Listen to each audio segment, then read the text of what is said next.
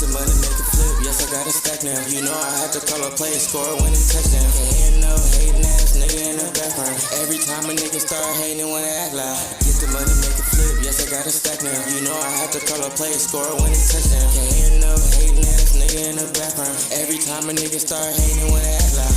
Everybody got something to say in the background. Niggas throw rocks and hide their hands, they ain't tough now. Kobe in the clutch every time they wanna act foul. It's out of weed, it's out of packs, only smoking on loud. Go to Vegas, catch a flight, nigga, I put my feet up. Sliding down the strip, nigga throwing throws and V's up.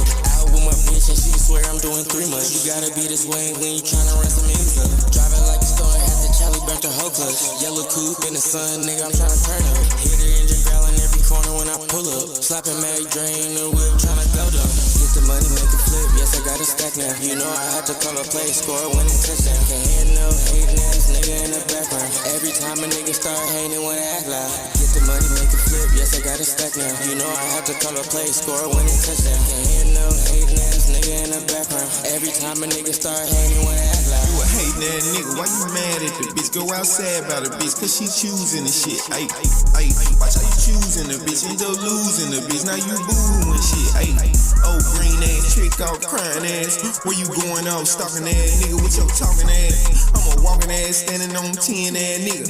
L's gon' come, count the wins, little nigga. Ayy, yup, point is, running to the ceiling. Hit the hoe, spit the hoe, stay up at your feelings. If you get it, you get it. Dream chasing, I don't want no dealings. Get the money, make it flip, yes, I got a stack now. You know I had to call a play, score a winning touchdown. Can't hear no hating ass nigga in the background. Every time a nigga start hating, wanna act loud. Get the money, make it flip, yes, I got a stack now. You know I had to call a play, score a winning touchdown. Can't hear no hating ass nigga in the background. Every time a nigga start hating, wanna act loud.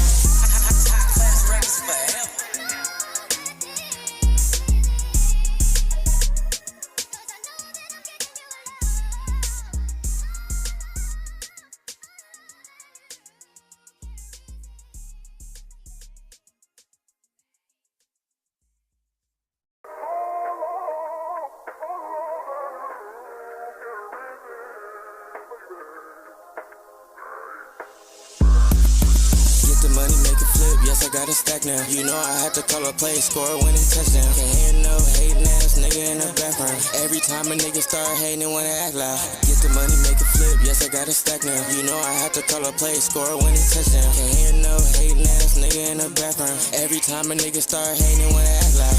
Everybody got something to say in the background. Niggas throw rocks and hide their hands, they ain't tough now. Kobe in the clutch every time they wanna act foul. It's out of weed, it's out of packs, only smoking on loud. Go to Vegas, catch a flight, nigga, I put my feet up. Sliding down the strip, nigga throwing threes and P's up. Out with my bitch and she swear I'm doing 3 months. You gotta be this way when you tryna run some M's up. Driving like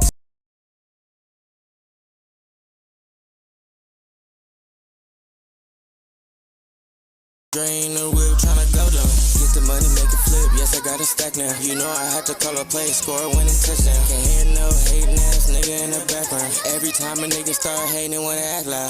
Get the money, make it flip, yes, I got a stack now. You know I had to call a play, score a winning touchdown. Can't hear no hating ass nigga in the background. Every time a nigga start hating, wanna act loud. You a hating ass nigga, why you mad at the bitch? Go outside about the bitch, cause she choosing the shit. Ayy, ayy, watch how you choosing the bitch, end up losing the bitch. Now you booing shit. Ayy, oh green ass, trick off, crying ass. Where you going off, stalking ass nigga with your talking ass? I'm a walking ass, standing on 10 ass nigga. L's gon' come, count the wins, little nigga. Ayy, yup, point is, running to the ceiling. Hit the hoe, spit the hoe, stay up at your feelings. If you get it, you get it. Dream chasing, I don't want no dealings. Get the money, make it flip, yes, I got a stack now. You know I had to call a play, score a winning touchdown. Can't hear no hating ass nigga in the background. Every time a nigga start hating, wanna act loud. Get the money, make it flip, yes, I got a stack now. You know I had to call a play, score a winning touchdown. Can't hear no hating ass nigga in the background. Every time a nigga start hating, wanna act loud.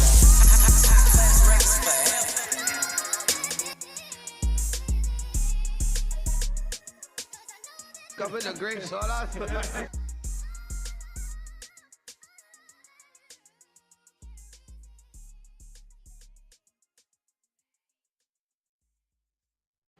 What is good, y'all? What is good? What is good? What is good? How y'all living? How y'all living, man? How y'all living? We back in here, man. We been going live, been going crazy for the past 48 hours. If y'all been knowing what the fuck is going on, kudos to you, nigga, for seeing some lit ass shit. Let me take this shit off the screen. 3, 2, bow. What is good, you young niggas? What is good? What is good with everybody? Albie, what's good, fool? How you doing? Oh, shit. I'm gonna turn the camera up a little bit, goddamn it. Turn up a little. There we go. Oh, shit. Niggas are sleepy. No, for real. But it's okay. We good. We're gonna be alright. They're gonna come to the tree house. They're gonna watch what the fuck we doing. Yeah. So, everybody watch this shit with us, turn up, do all that fly shit. We live on TikTok, Instagram, Twitch, sub up, like up, all that fly shit. We almost at monetization point. We're trying to do it. We just got to collab with Big Folks Pop. Pretty sure the actual fight gonna post tomorrow. I'm gonna wait till he posts this shit to post ours. It's called being content courteous, nigga, double C's. Nigga, remember that. But, Yeah, we definitely gotta react to this shit. hell yeah. How you feel after yesterday? After all the shit we did? I just feel like motherfucker closer to all the shit we said we want. Mm-hmm. Cause we not doing no little shit. Like, the shit we doing is shit that other people trade whatever they doing to be doing what we doing. Like, Facts. it's a lot of people that want what we got, and we got it, and we want more. So it's just understanding that we had some people dream. Like, our dream bigger than where we at, but some people this the dream. This the goal. Our everyday life is they dream. So, Hey. that's goddamn. You know what I'm saying? Just knowing we closer to what we trying to do. Man, get consent. That's all I can tell you. Wake her up, be like, hey. You say no, nigga. She had a look. You better go. This is what you gotta go do. Go get you. Come in the grapes, hold on. Girl, for real.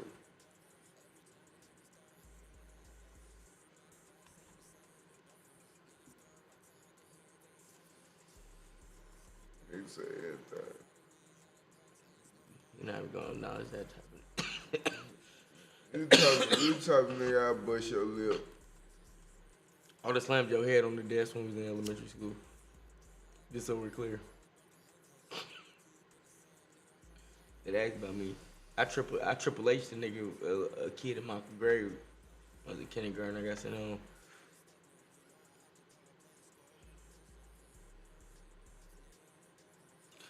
Put on the fiber. the real Chucky. Well, with it. Not our gang. What's good? Young Go, what's good with you, bruh? You know, we about to watch this Chrisean Rock fight. Y'all ready to watch it? We got the whole fight.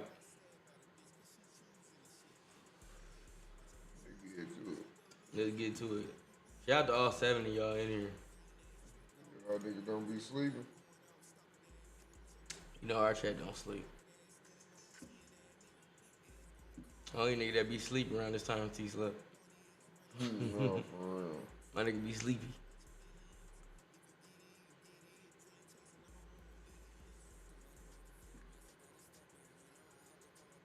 Alright, cool. I'm gonna turn this music off. Alright, boom, we back. I just got a 13-hour shift. God damn, shout out to you for working We 13. did too. We've been on a 40-hour shift. Yeah, we had to host the Gloves Up, Guns Down event with Big Folks Pop over there at Berkeley in North Oakland. Then we had to host the Jay Styling Live Wire and Lil Blood show. Sold out, by the way. Sold out. We was in that bitch like sardines. It was lit as fuck though. Then we streamed again right after the show. Then Girls Need Weed, his sister and them had the show today. That was fire at the pop-up event. Shout out to Girls Need Weed. Shit was fly. It was raw as hell. Great event. Then now, back in this motherfucker. I was working the dope. Bruh. I was at the show, but I was working the dope. So I technically wasn't in the show. I was at the show. Yeah, so y'all better put some respect on my name. Put some respect on cuz name. Damn, y'all from the town? Nah, I'm from Berkeley. Brody from Memphis. Man, Bob, shut the fuck up. You Bob with glasses, nigga. I don't want to hear shit you talking about. You don't make me say the word to get banned. See, this nigga's like this nigga named Bob. Can't never trust a nigga named Bob. Why is that your name? Cheers, I'm smoking too. Yes, sir. 420, we in this bitch, man. We in this bitch. Every day. We in this bitch. We stream every day, every night, between like 9:30 and 12:30. Just depending on what the fuck going on with us. We stream every night. Happy Monday, chat. We in this motherfucker. Robert is suspect. He said I work at Lake Mary.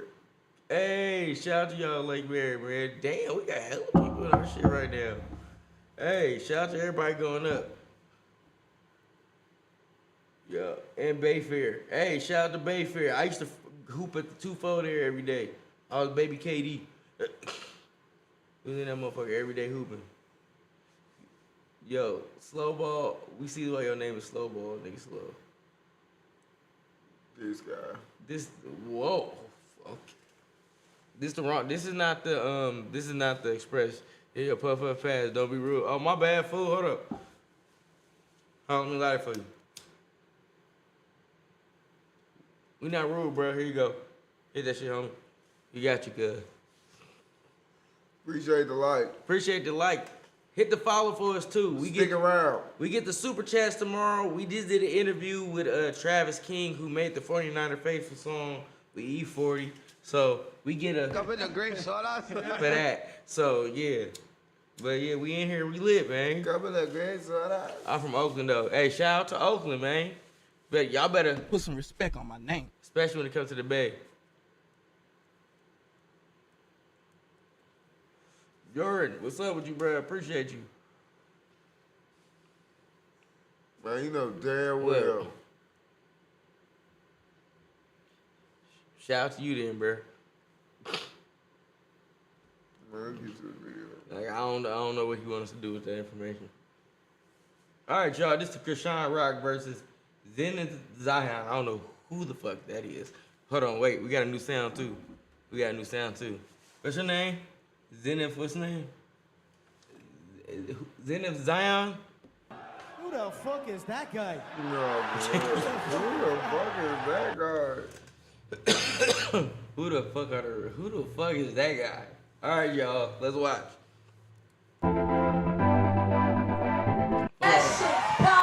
Fuck that nigga intro. I ain't trying to see that shit. Right New Kids on the Block and Okay. He might get his band. Naughty by Nature. And Donnie Wahlberg came to my section. It was great. Platinum Plus up. Blueface was a smash. We got Chrisean. Bitch, What get she to said, the pimp? fight. Mark has Put it this way, I And lost that Oh, one. take you to the game. Okay. Yeah. So let's get it. And let's give a round up for my motherfucker. Holy hands. I stay digging at the I don't know what's happening right now. Seems like a Hey, party's the last going on. thing, Crowd ladies and loves gentlemen, Tommy Lee. Where's Crowd one punch? loves Tommy. Where's one punch? Come on up here, man. And Doug, come on. We're gonna, as our first smack fighting champion, a pro boxer. She's gonna make a smack fighting She knows her from way back. So, of course, she's coming here to represent her good friend. Come on. Making sure we know what time it is. It's time for our main event of the evening. I'm so hyped, man. Chat, over under. Who y'all think gonna win? Over under. Chrisean What the fuck? Holy Hands Malone One punch is taking gonna on to be the first Zenith Zion smack fighting of champion. Frankfurt, match PA. there is. Yes, sir. We Who the fuck put this fight on? We ready to make They both don't have any official boxing experience. You know, so this is both of their debut. They never there, man. We here. Yep, and it's all about technique versus instinct. Now, I don't know. I would say Zenith, she has more instinct. Yes. Where that belt at, Chrisean, man? she Let me got see that belt, technique, man. but Where it's she got? I'm street fighting for the technique. first title. Shout out to Simba. He cold. He like a real like. He be considered more like boom bap rapper. He do like rappity rap. But yeah, he from the Bay. He go crazy. Shout out Simba. What? Boy. Shut up! Go back, keep your goddamn mouth shut. I'm tired of all this shit y'all got going on in the chat. That's what got these buttons now, fool. Now, I will say What is this. the tale to take We between ready. Chrisean and Jean? There it is. There it is. There it is. Yes. Hey, bro. Yeah, the chat start getting like that because our homie, he don't know jumper. And then, like, if you know how they chat be going, it be cool for most of the time. And then every so often, we have one of these freaky frog-ass motherfuckers jump in this chat. So this is what happens on late night stream. But it's besides them, everybody else be cool though. But you know, they freaky frog niggas be on that shit. Yeah, he's different from the traditional Bay rappers. Yeah, he not the traditional Bay rapper, but he raw though. I fuck with him though. For him being different than the traditional Bay rapper, but he's still raw. All of it is needed out here. Hey y'all, hey chat. Y'all done being wild? Y'all finished or y'all done? Y'all finished or y'all done? Basically cornballs. Yeah, late night stream, it bring out some of the cornballs late night. But besides that, we don't be doing cornball shit. But sometimes, you know, the internet be interneting. So, hey. But all y'all better do is Put some respect on my name. Pay-per-view, get ready. Live on Trilogy. Trilogy. Yes, sir. What the fuck is Trilogy? Nigga didn't even know what to say. Thank you. All right. That's how I be up there. All right, everybody, are you ready for our main event? So you know it's hot too. We are live on Triller TV. What is happening, world? For everybody around the world who's tuning in, this is the reason we all showed up here tonight. I knew she had a fight, Are you with me? but I didn't know where was it. I thought it was Brownwood. Yes, you are. Why we You all guys here? are ready to do this thing.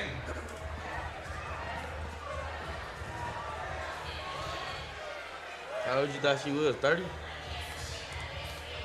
Nigga, I ain't doing no age. All right, it is about that time to rumble. She been with To her the blue face. ring, help me welcome Zenith. Sarah, sorry. But, you know, in the morning, hopefully you stay in the state where they got shit. Zion. I wish I had a bag and shit. Very ironic, the local girl, Gina Zion, Our first super chat. getting booed as walking out, as it was an overwhelming crowd for Chrisean. Overwhelming. This Well, is wow. when My you know mom the was audience actually gonna is go to here this. for one person and one person only. That's how you know you lose your mama ass. By the way, guys, these two are both coming out to their own music. Let's see if Senator can use this as motivation. Sarah, we watching Chrisean Rock about to do her boxing match versus Zenith Zion. Who is that? We don't know, so Who the fuck is that guy? Who the fuck is that? we're gonna watch her fight whoever the other girl is. And yeah, get your popcorn ready. And Zenith is This very was a screamer. determined and focused as we look at her ring walk. Absolutely. Coming out powerful. I'm telling you, she wants to be the spoiler here. She's not here to play any games, and I think she's embracing the hate or the vitriol from the crowd. Think of the qualities that she had to stand out over 5,000 other. Like a motherfucker. to Greg Hackett. Chrisean got that crackhead energy, you know. Yeah, you know you can't knock a crackhead now. She got like tweaker energy. Remember when she threw the chair through Carson out wall? Yeah, I mean, but she is an athlete. She was a track runner, like for her actual like college. So, I mean, ain't like she a stranger, you know what I mean? Being active and shit. So, but the nigga is strong.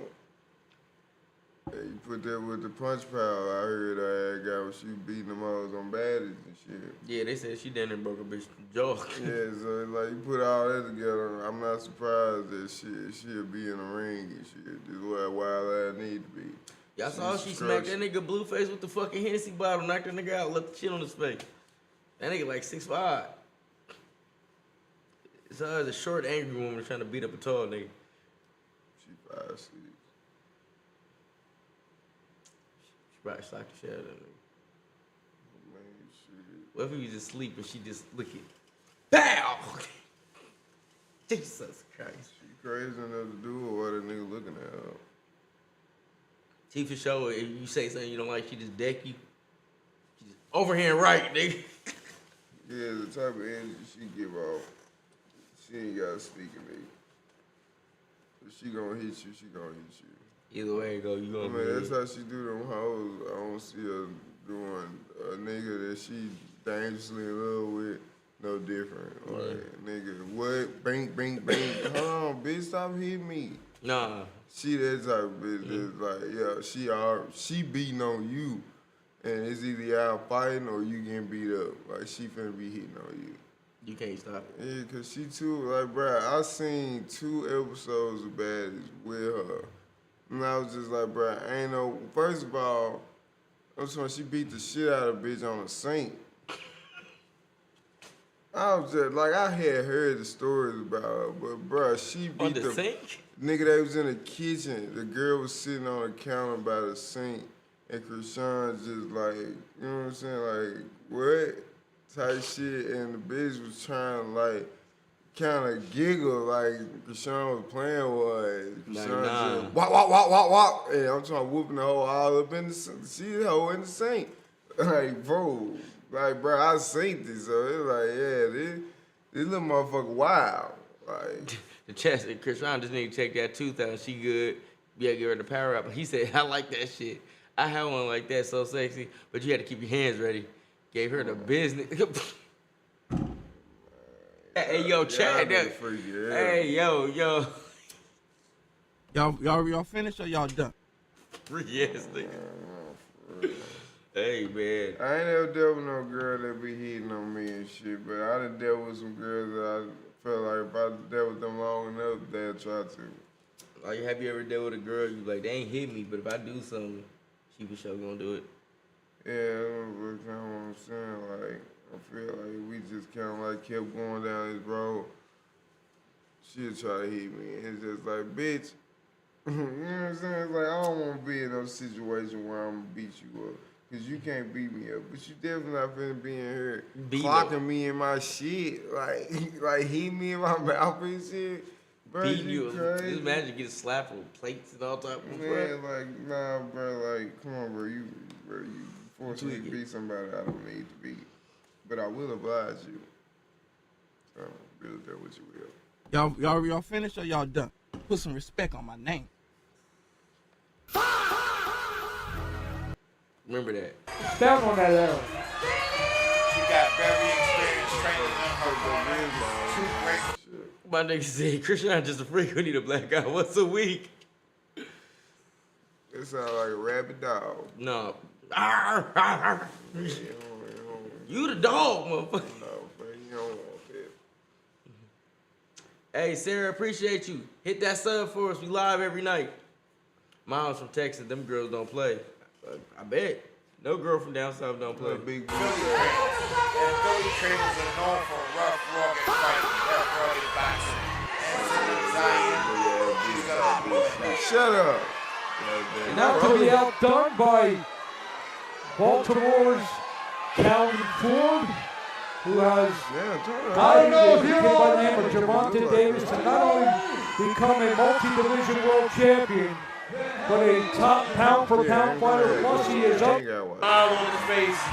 Mike is she ready. She beating the bitch the up. man who we thought would win, and Holyfield defeated Mike handily. Yes. What do you think about the dynamic between Zion and Malone? I think that the dynamic between Zion and Malone, I think that in this fight, Malone is Holyfield. Malone is and Holyfield. Zion is Tyson. So right now, I think that now, despite me thinking that, that has to transfer from the bone. I would say, guys, honestly, I think these fighters have more in common than what they think. Right. Like I said, they are both fighting for something. Chrisean They are like a both motherfucking mothers. cloud rider. They are both someone who has Like something the white that rider. they need to fight for. Well, with both Chrisean and Zenith in the ring, Sean just said a prayer. Chrisean is a very passionate. let's go to ring announcer.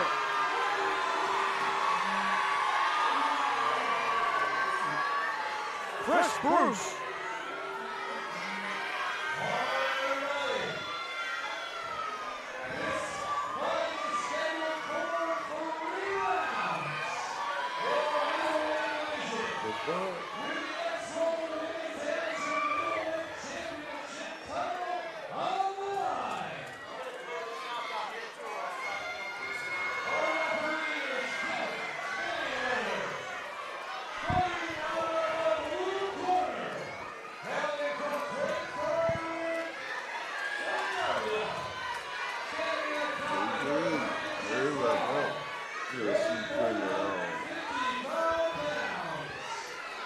What you mean by that, friend?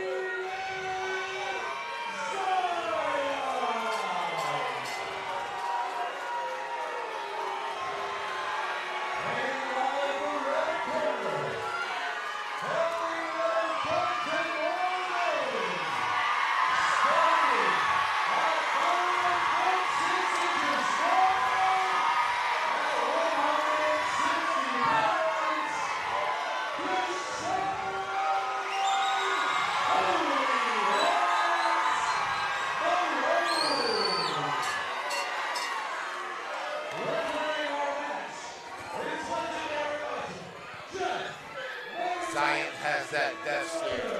Look at her. Look at her eyes. Look at the eyes of Zion. Yeah, she already in the ring. She's so focused. She's so locked in. I think both of these ladies are locked in. Girl. I think they're both locked in too. If you look closely, Chrisean Rock has the eye of a tiger too. I just can't wait for this fight to begin. For sure. And Chrisean has the best of the best training. And she's ready to rumble, I would say.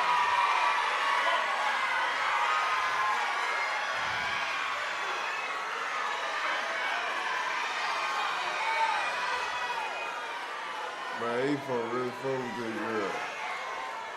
I don't know now, bro. She got the crowd on her side. They can get her juiced Chrisean up. is so game. She's ready to go. You know, she might knock these She's bitches ready to out. go.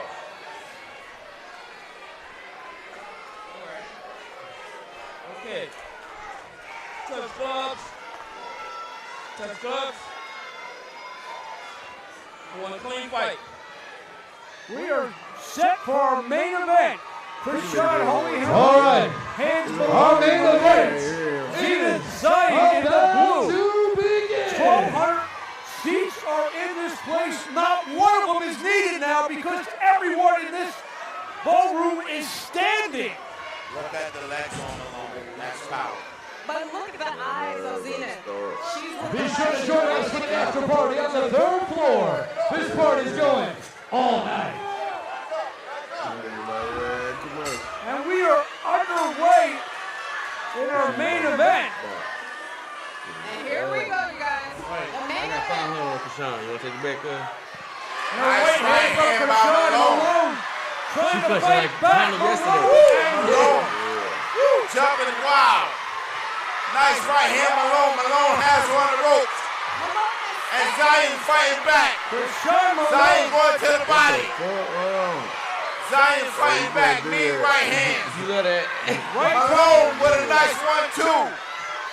Listen, Zen is not playing. Chrisean is not playing. Chrisean misses with the right. Malone trying to get to move back in. She caught him. Almost back. She caught him. The fuck out that right.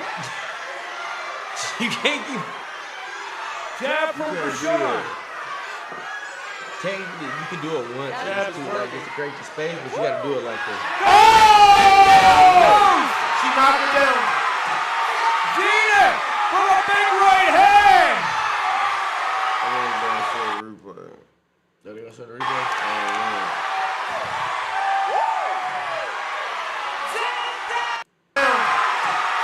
Gina! Jab from Chrisean.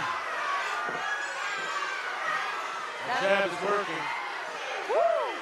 Oh!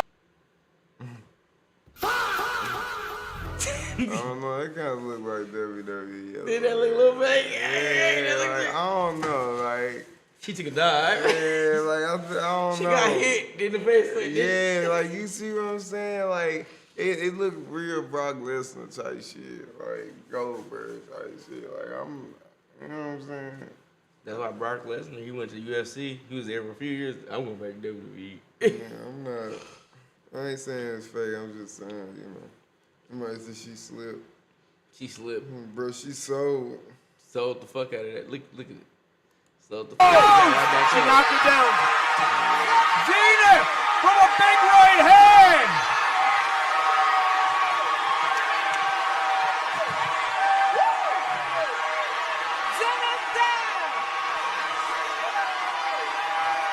Chrisean by the ring. She looking very confident. She knows that she just knocked out her opponent. This crowd is on fire. She took a knee to say a prayer. She's saying a prayer. Something thrown in the ring now.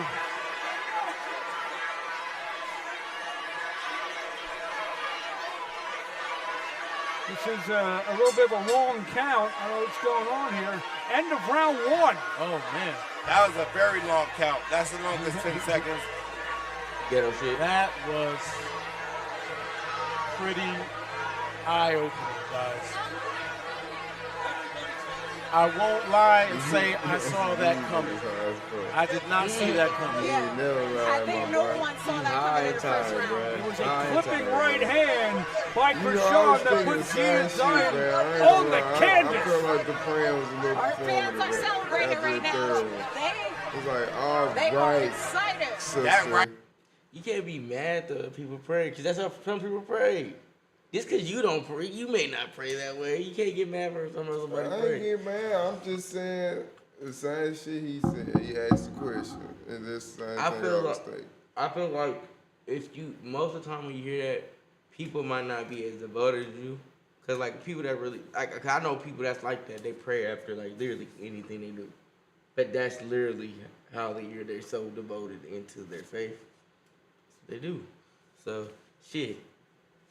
Hey, man, it's not, she probably really, like, thanking God. Like, yeah, we did this. Like, you never know, man. You can't be mad at her. I'm not mad at her. But you can't question why somebody pray all the time, every time they do. She just knocked the girl down. She like, all right, bet. First fight. Thank God. Actually, I was just echoing what Chad said. If Chad wouldn't said that, I wouldn't have said shit. What was you thinking? No, that's what I said. I was thinking that. That's what I said when he said that. Okay. But yeah, it's just. I mean, she could do whatever the fuck she want to do. I'm literally saying I'm just responding to what that nigga said. Like, Well, he said, I'm talking to the. Oh, well, yeah, because I was just thinking, I wasn't going to, you know what I'm saying? I wasn't going to do what he did, but shit, since he did it, I was just like, nigga, I was thinking that. Like, why she gonna be pregnant? You know what I'm saying? Like, I mean, that was, you know, it was the third time and shit, it's just like, you know. Yeah, I don't know, because, you know what I'm saying? They say before and after and everything you do, you pray as much as you can. Shit. Man, yeah, God got me through this. I mean, this is new, though, so. Yeah, like, it's the first We talked about the Jay Knive shit when it's just like, when you first, like, you know, converting yourself fully to your religion for the first time in your life, like, on your own accord. Like, when he you know, found God on his own instead of, you know, what he was saying, like, motherfuckers just going along with what people saying.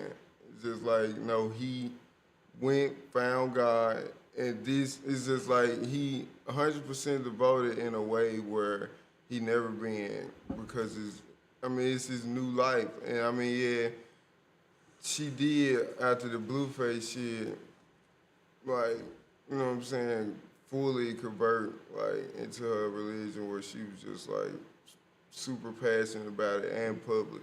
So, I mean, it makes sense, but like I said, I was just, you know what I'm saying? He said 3. It was, like I said, it was close together, though. Like, it was close together, but like he said, it's people I don't know about like that because, dude, so they do exist. Nigga, I'm like that. Y'all don't be paying attention, nigga. I'm just saying, I'm not saying you not. I'm just saying that people like that do exist. So, it may not be performing, but I'm just saying it could be. It's not performative. It just I know hella niggas that's like that. Like even my Muslim partners, they like that too. I feel that. Yeah, that's exact. Yeah, that's what I mean. Well, yeah, even if you're not born again, you can still. No, I'm speaking on her specifically. I don't even know if she was born again because she kind of came in on the Blueface show, kind of like. I'm just saying, like, her actually living by it, like her stopping drinking, smoking, like she did all that at the same time publicly.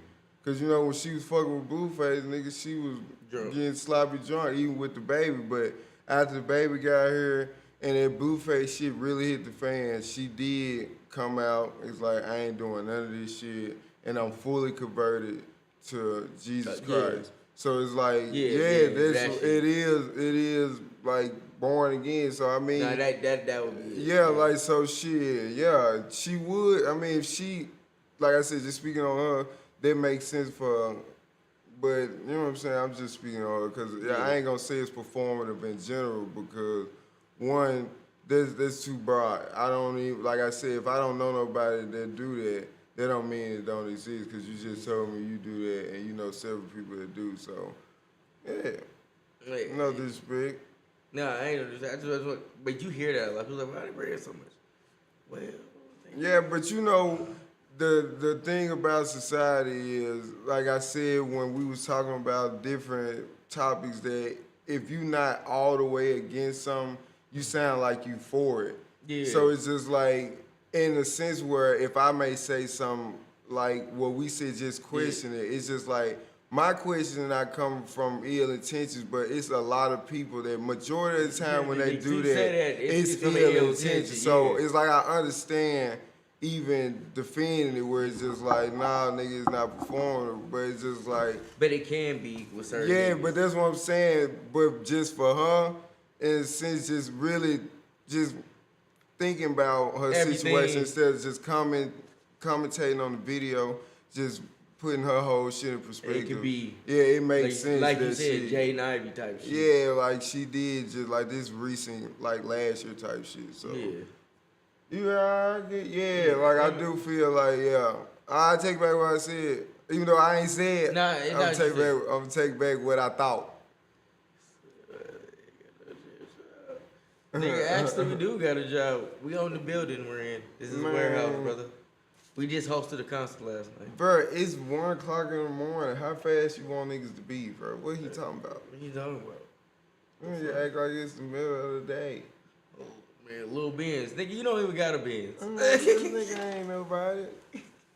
Right hand, wow. Flat sign. Security's having a time right now. Listen, this is the way to do it for the all women's division. I'm just saying. And that's another thing too, bro. I gotta say, man, I'm not 100% surprised, but I didn't see Zion go down like that. Did you guys see Tommy Lee try to jump in the ring? No. In round 2. Chrisean scores the knockdown in round 1. Nigga, we don't give a fuck. That nigga want us to know he got a job so bad. Nigga, fuck your job. No, literally, bro. Alright. Nigga, whoop the dude. Like, bro. Y'all finished or y'all done? Like, nigga, I said that, but good for her. Some of us need to pray, you know. Nah, some people do need to pray. Some people need Jesus like Lil Benz. Nah, fact. You know, like Cuz said, it's like both exist. Like nigga, not just like I said, it wasn't a general statement anyway. It was just specifically her ass. Like what she doing? Like, yeah, but then y'all right. Y'all got it. Yeah, you feel how you feel good. We ain't trying to change your mind. We just a dialogue. Yeah, we trying to have a conversational piece. We podcast too, so we don't just talk shit. Jab from Malone. Bro, you can't do that. Can't hook her and shit. I mean, both of them are going to different, but they can't do Not that. taking any of it. The ref ain't saying shit. What the fuck? The ref ain't. What the fuck? The ref? What is the ref doing? Ref!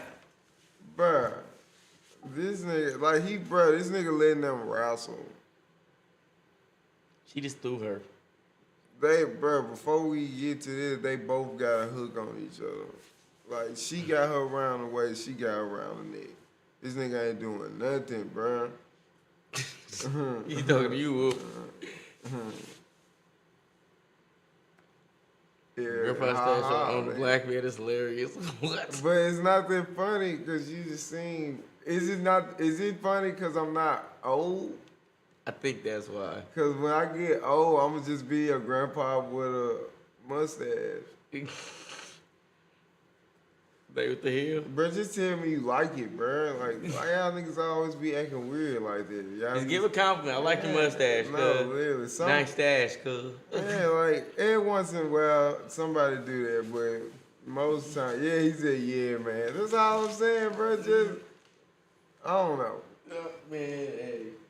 Thank you. Appreciate it. I should have started with that. Fuck it. Thank you. I'm high.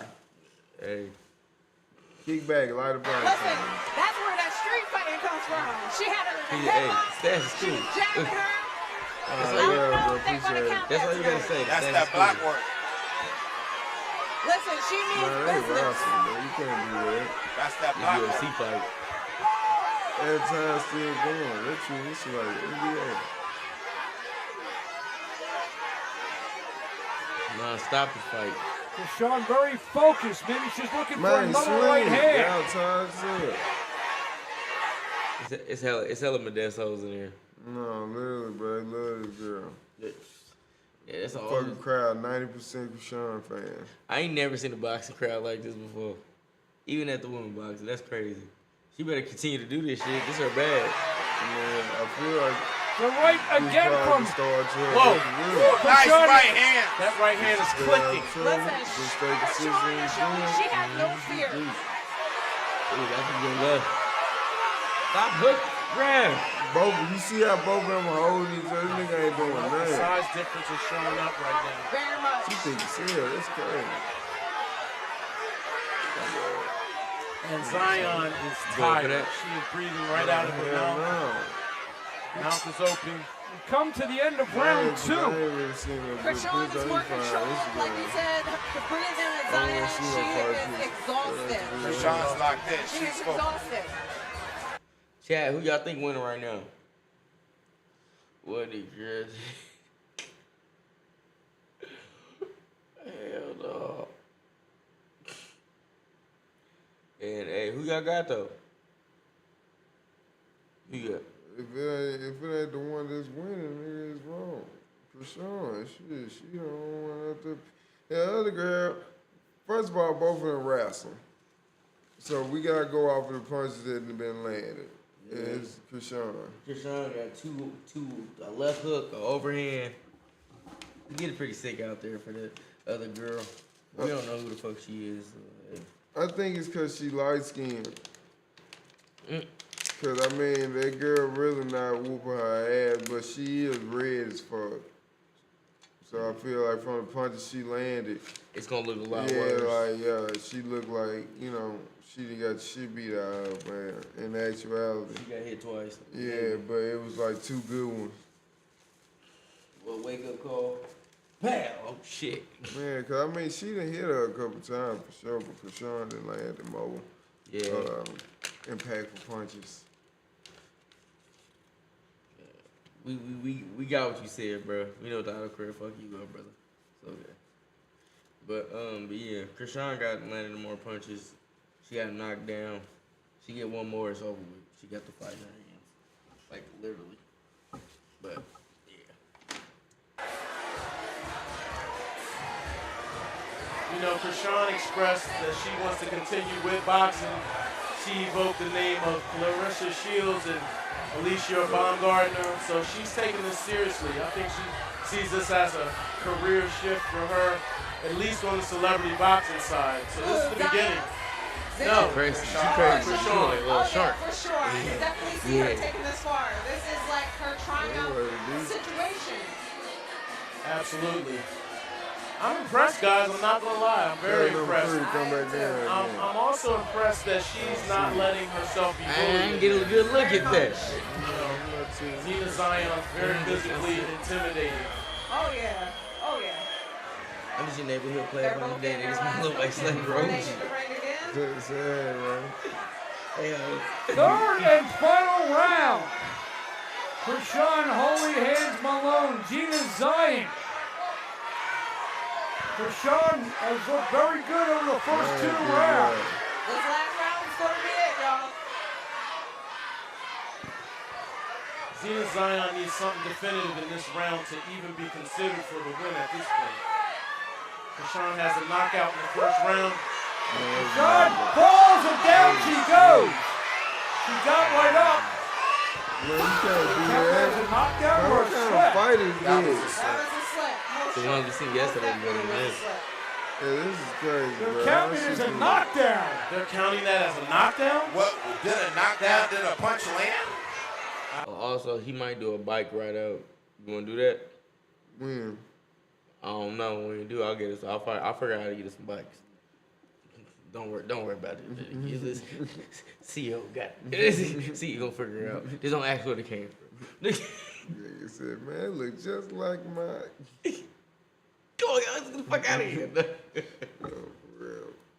I did not see a punch land there. We need a replay for that. I don't know, they saying Zina she Zion early in round It looked like three she tripped. gotten herself back in this fight. And right hand from Chrisean Chrisean. landed a main right hand. Just Another right hand by Chris. Body shots from Zina. grab her ass. Remember yesterday? 30 seconds to go in this fight. No, this is the sorriest fucking ref ever. Good jab from Chrisean.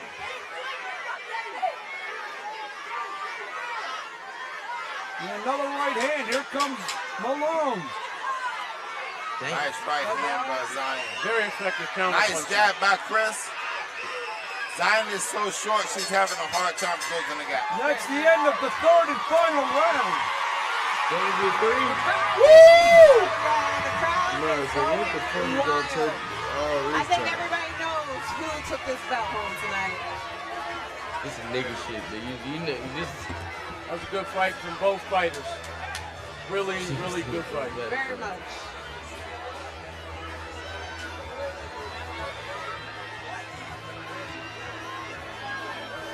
Y'all, this was a great fight. All the fighters tonight, I would say, did their thing. That was an amazing fight. It lived up to the expectations. Very much from beginning to end. To end. Everybody All did their action. thing. Agreed. Agreed. Ex-Rumble did not fumble. The judges are putting in their Like I tally. said yesterday, nigga, no I think wobble, this is no a pretty squabble. easy one to score. I also want to see that knockdown over because I don't believe it was a knockdown. I think it was a slip. I would like to see And see, she's showing tears of joy right now. Her emotion, she's an emotional fighter, which is a great thing. She is showing passion. She knows what she is here for, and she knows that it's all on the table in the ring. tunnel vision. Tommy Lee is in the ring.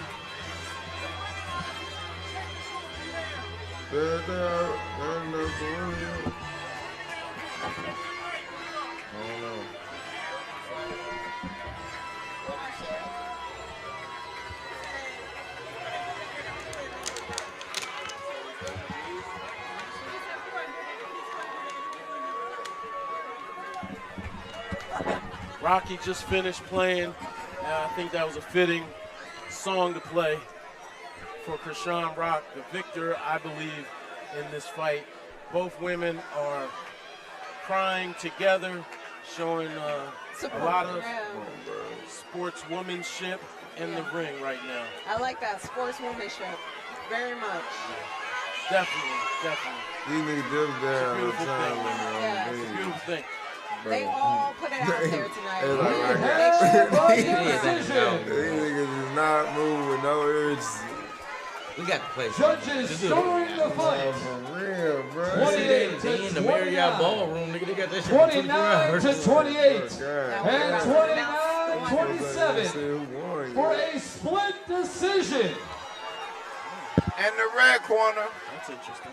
In the red corner. Taking home the X-Rumble Women's Amateur Middleweight Championship title. Out of the red corner,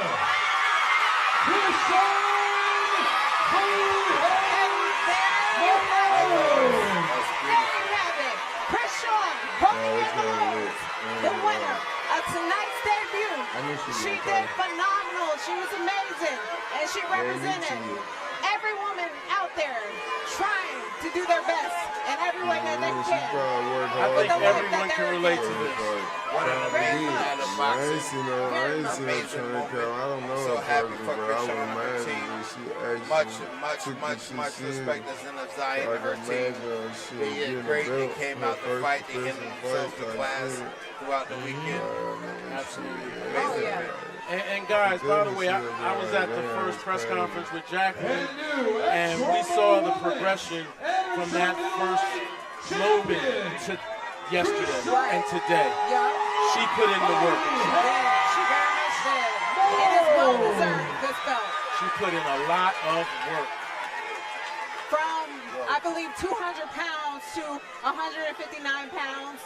All the training, all the hard work, all the hunger, the pain, the emotion, all that led up to this moment, and she did phenomenal. And like you said, she was Evander in this fight. She was Evander.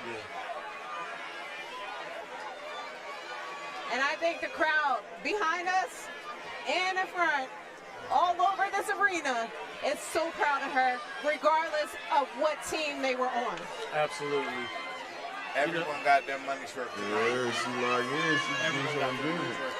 Bro, she got locked in. That's You know, guys, before we wrap up and everybody leaves here, I just want to say it was a pleasure and an honor to sit here and commentate this fight tonight with both of Hey, you, I all will. of you, including I Mark. will for sure. Absolutely. Mark's about to She do the post-fight interview with the winner, Chrisean. They'll come talk to her. Chrisean, holy hand They'll keep Malone. coming back Holy for sure. hand Especially Malone. she winning In fact, I don't even think she's going by Chrisean Rock anymore. No, it's just holy hand. They gonna keep bringing it back. Just come and see. Like, what was the nigga name? What was the Kimbo Slice? But the key thing is your first fight, that first one, they said you can't lose this one. Your first one set up. Yeah, because I mean, they ain't gonna throw you to the wall, but I mean, I'm gonna put you up against somebody that I feel like, I feel like you should beat this motherfucker up with how we train, pretty much. Talk about This ain't gonna be easy, but, because I ain't gonna never discredit the other fighter, but it ain't gonna be easy, but nigga, I feel like you should beat this motherfucker up. With what I taught you and what we seen on that motherfucker. And if we gonna put a bag behind you to keep fighting, yeah, like I feel like you like this first fight. especially your first big fight, we gonna set it up so you can win, but not easy. It's gonna be a little challenge just to prove yourself. Yeah, like nigga, you be him because this. I'm gonna put you up against the average motherfucker. This your average fight. We're seeing the beginning of something amazing. Tonight was a movie, y'all. It very much was. X-Rumble for the win. No wonder X-Rumble for the win. Shout out to David Falcon. All this you shit. know, there's work. We don't give a damn. We out of here on that one. We to the next video now. But yeah, shout out Chrisean Rock, man. She fucking won. Good job, Chrisean. You went crazy. Shit. Keep your faith strong. Yes, sir. Keep your faith strong. Keep going crazy. You get applause, bro.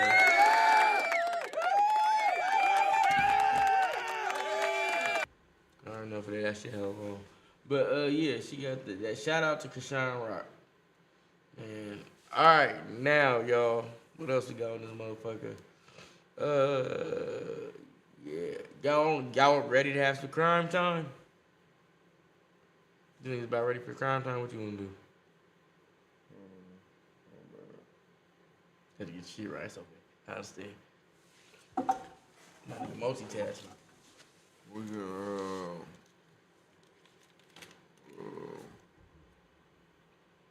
what about the Screamer John? Oh yeah, about the streamers keep getting attacked? Yeah. Hell yeah, it's 32 minutes, let's see what happens. Get away from him. I think that's that girl Pokemon, whatever her name is.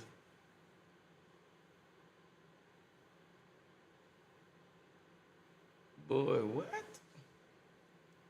Hold on, child. Let me handle something right quick. Send this nigga back to the gulag. See which one he on. That's crazy. I ain't gonna lie.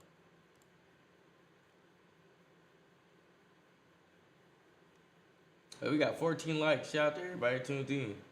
Shit. Yeah. What the fuck? Alright. There we go. Yeah. No, where the fuck is the I use them shine. Yeah, fuck. Yep, there you go.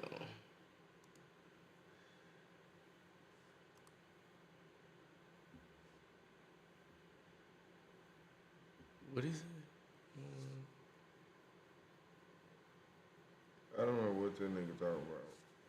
I don't know what the fuck that means. Nigga, who are you? What are you talking about? Cause, alright, we'll go back to other shit. Oh, let me check the shit. TikTok. I be getting scared of the TikTok that they gonna get us the fuck up out of here. Every time we go live on this motherfucker now. Well, we got the 18 and up stamp on our shit now, so hopefully, yeah, I think we're straight. All right, I think we're straight. All right, y'all. This is Hello. You're seeing extras. Streamers attacking in real life. So yeah, they be attacking all these little streamers, and shit. So yeah. So we're gonna watch to see why this shit be happening to them. I don't know. Shit don't happen to us when we get outside.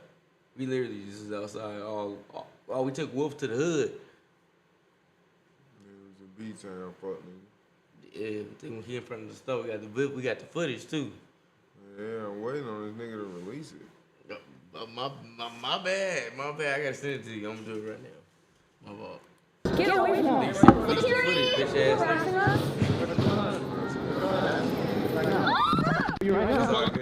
just like on Key and Field. The most exciting aspect of live streaming is that anything can happen. Yeah, but that nigga sadly, said, fuck this all also you opens niggas. things up to insane altercations like these. Damn.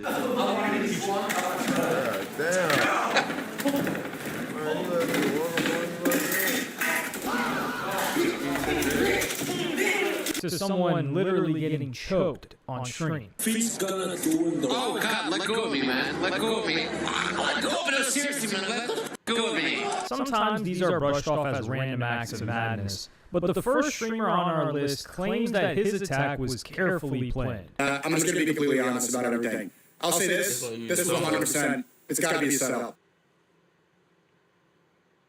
In April of 2026, the controversial streamer Sneeko was walking through New York in broad daylight and was recognized by someone who was clearly not a fan. You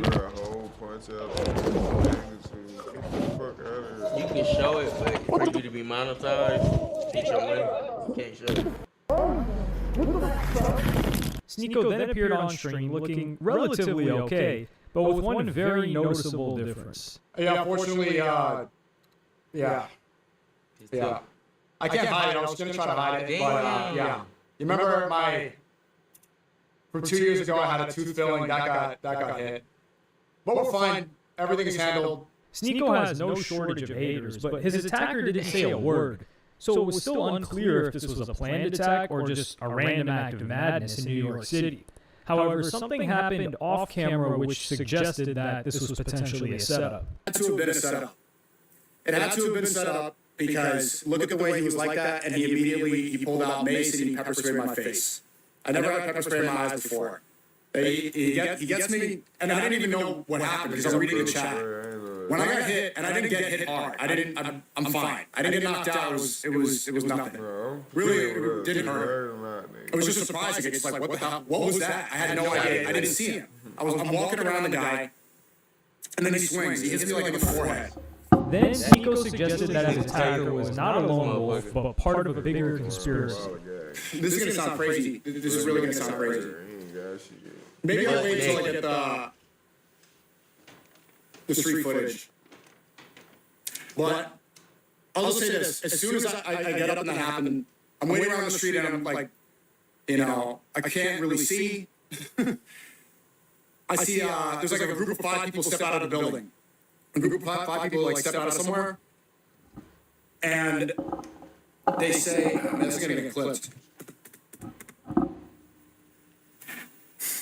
It seemed like they knew that was going to happen. It seemed like they knew that was going to happen, I'll say that. And because Sneeko's a polarizing figure, there were a variety of different reactions to this attack.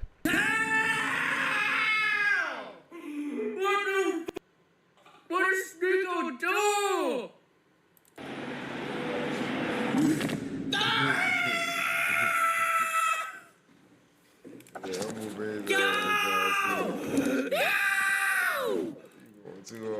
Who put a bounty on Sneeko? Wow, I don't care. Deserve everything all the time? Nope. Anybody doing this needs to get locked up. I'm not even gonna be mad. So I'm like, We don't want to live in a world where you hear something that makes you mad on the internet and then you go and you punch somebody because it made you mad. We can't live in a world like that. He's right. He's completely right. That's the correct take. But Sneeko's attempt to rationalize what happened arguably misses the point. The people who attack streamers are deeply irrational people. And there's no better example than what happened to Ice Poseidon when he was in Australia. Bro. How do you feel about that, yo? I feel like anyone 1 minute. He's coming up. What the fuck is that? Yo, kill him. He just sprayed my eye with like an acid or something. What the fuck did you think? What did you spray my face? What was it? What was it? Ah! Pepper spray causes an unbelievable amount of burning sensation and temporary blindness. However, the perpetrator was now looking for sympathy. I'm just saying, I don't give a fuck about how you feel, bro. Hey. You just attacked me. Any of y'all niggas try that shit with us on stream, we are beating the shit out of you and dragging you by your ankles back into the building. I'm just letting you know, we take your bitch ass to the back. And whatever happened to you in the back, cuz it just happened to you to the back. You got 4 of them off the back. Get them all out the way. Crazy, girl. Nigga, hey. Nigga, we gonna tie you up in the corner, how you sleep in this motherfucker. You gonna be, who that? That's our new butler, nigga, G. Nigga, say what's up. So, hey. This is before y'all think. Before y'all act, think. I'm scared for my life. I'm always terrified. Yeah, so we've got people that are like holding down. I'm terrified. Yeah, we're after that. You can hold me. Soon, Ice Poseidon was highly motivated to take revenge. No! That's all you gonna hear. No! And then, where's the shit at? Paul, leave the police to deal with it, Paul. Gotcha. Paul, it's not the way to handle it. I know. Unlike Sneeko, the group had the chance to ask him why he did it, but probably didn't get the answer that they wanted. I don't want one. What do you think it's a joke? Pepper spray on my open eye? I think it's a joke. Oh, I didn't think it would hurt that much. I'm sorry, bro.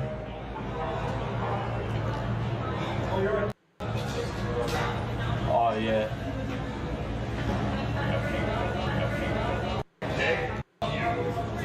sorry, bro. Is it getting better? Ice Poseidon had a longer conversation with him afterward. He told me down there, he's like, I'm sorry. I just wanted a reaction. And I'm like, dude, that's not okay. You can't just he go was around. dead to me and then shouted out Discord. Yeah, dare, bro. You can't go around pepper spraying people. That's not. I'll just step like on that's the not shit, funny. bro. It's already- And also, it's like, okay, pepper spray, and then what's the next thing? My bad. Stab me? Back on Is that a joke? Sure. Stab Ice Poseidon? Like, I mean, pepper spray alone is pretty gnarly, bro. That's bad. With many of these attacks, what started out as a joke could suddenly take a very... Like, what is your plan? What is your end goal here? Like, it just don't make sense to me. Why? What is next? You masked up, so you're not trying to get no clout. You just doing it for what? You fucking stupid. It's fuck. Like, that just don't make sense. You dumb as hell. Oh, he said he thought it was a joke. Okay, bro. pepper spraying a nigga is a fucking joke? Nigga, y'all call pepper spraying a nigga a fucking joke? That's loud for me to like do anything I want to after that. You sprayed it directly in my eye. Like he could have really went blind from that. Right. And he was like, imagine if it was acid though, because you know if you're overseas, they be doing shit like that. Yeah, because that's what he thought it was, but I mean, shit probably burned his eyes like it felt like a nigga threw some acid on his eyes. Especially with some fucking pepper spray. Yeah, and I didn't expect it. Yeah, bro. Y'all niggas is assholes. Don't be going out there doing this type Arc of shit. turn. Ray Demp's trip to Amsterdam is a cautionary tale of just how unpredictable these encounters can get.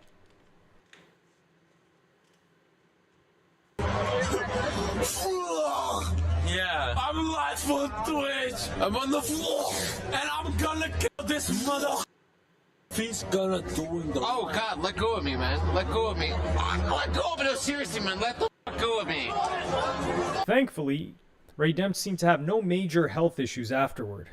But the streamer RickyBot is an even scarier example of how dangerous it is to stream late at night. Good, I don't have it. Look at this. See, okay, we're gonna check our egg. I doubt we're gonna get 2 points. Or hopefully it's really soon. Let's see. Because I'm not There you go. And he not looking. This thing. Look at me, just a lazy Pokemon player. Take this shit off. Take it off. No, please. Let's go. Please. RickyBot on this occasion was being robbed. After the incident, he tweeted, "Scan on jaw was negative, so just swollen for a few days. Bump on head was from hitting the pavement, and blood was from scratch on elbow." In most of these incidents, the streamers are too shocked or confused to fight back. Heel Mike, however, is a streamer whose instinct was to immediately fight back, no matter how many people were attacking him. In October of 2023, Heel Mike was jumped by Aiden Ross affiliates Cuff'em, Citrus, and Sweater. You're gonna have to. I gotta get juiced up with that. No, they're just a beast. Oh shit. Oh, Cuff'em.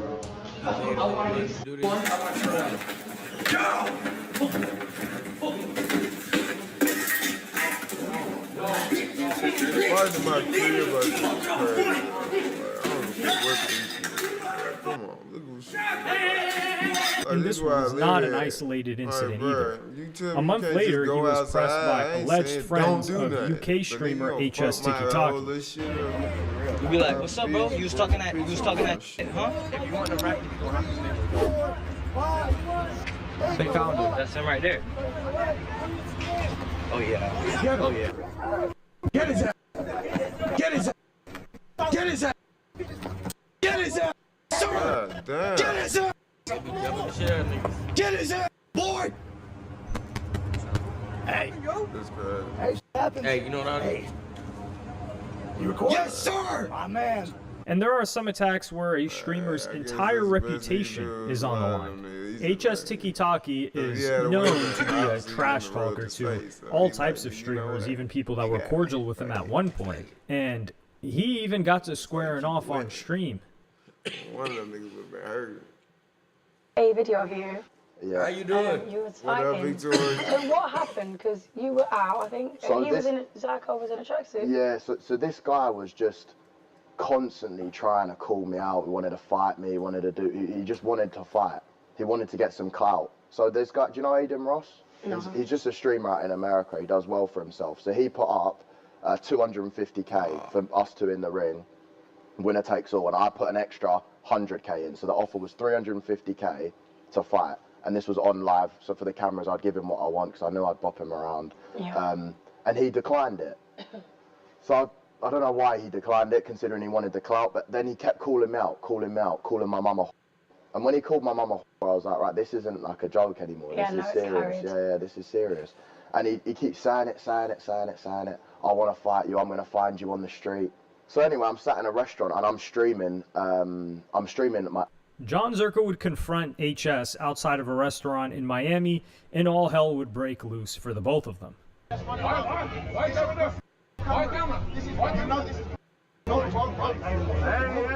chill, boys. TikTok nigga sock the fuck out of that nigga. Hey, chill, boys. Oh, boys. Oh! On the ground! Oh my God, Johnson. Oh, chill, boys. Chill. Yes! He lose more clothes. Yo, you guys. Stop, boys. That nigga on the headline. Stop. For the cameras, for real. Alright, get off, get off. Bro, I can control That nigga the hell. Chill! Boys, get up! Don't do off! He just got f***ed up. Since then, HS Tiki Taki has not returned to America and has even said that he's banned from the country. Most of the attacks so far have involved pepper spray or the fists. Annoying TV, meanwhile, literally had someone point a gun at him on stream. Cap, something gotta shake, bro. Say your time, boy. Yo, check. Oh yeah, she said she's like. I ain't gonna lie, yo, Cap. I ain't gonna lie. When it comes down to shit like this, bro, it's like I might as well get drunk my damn self. Like, you know. They in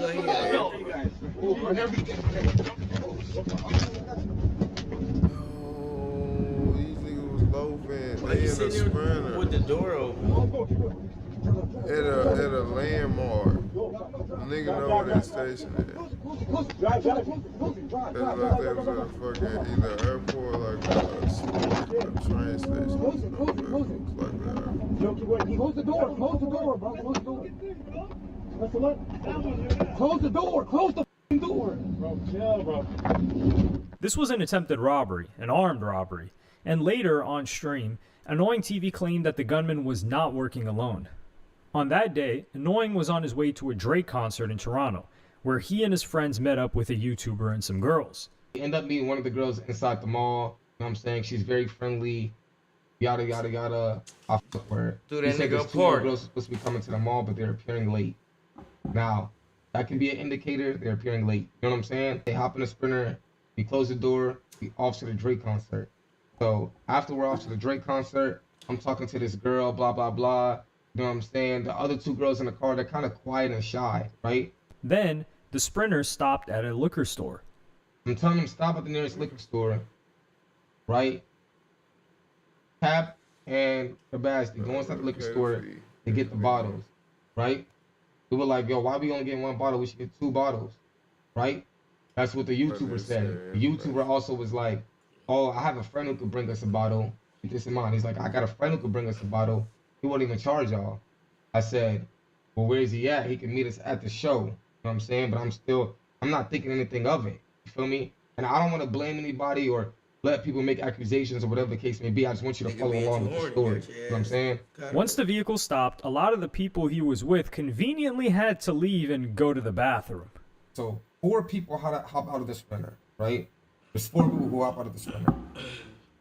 After 4 people hop out of the sprinter, the door is wide open because people are going in and out the sprinter. You know what I'm saying? We don't know when he's coming back, blah, blah, blah.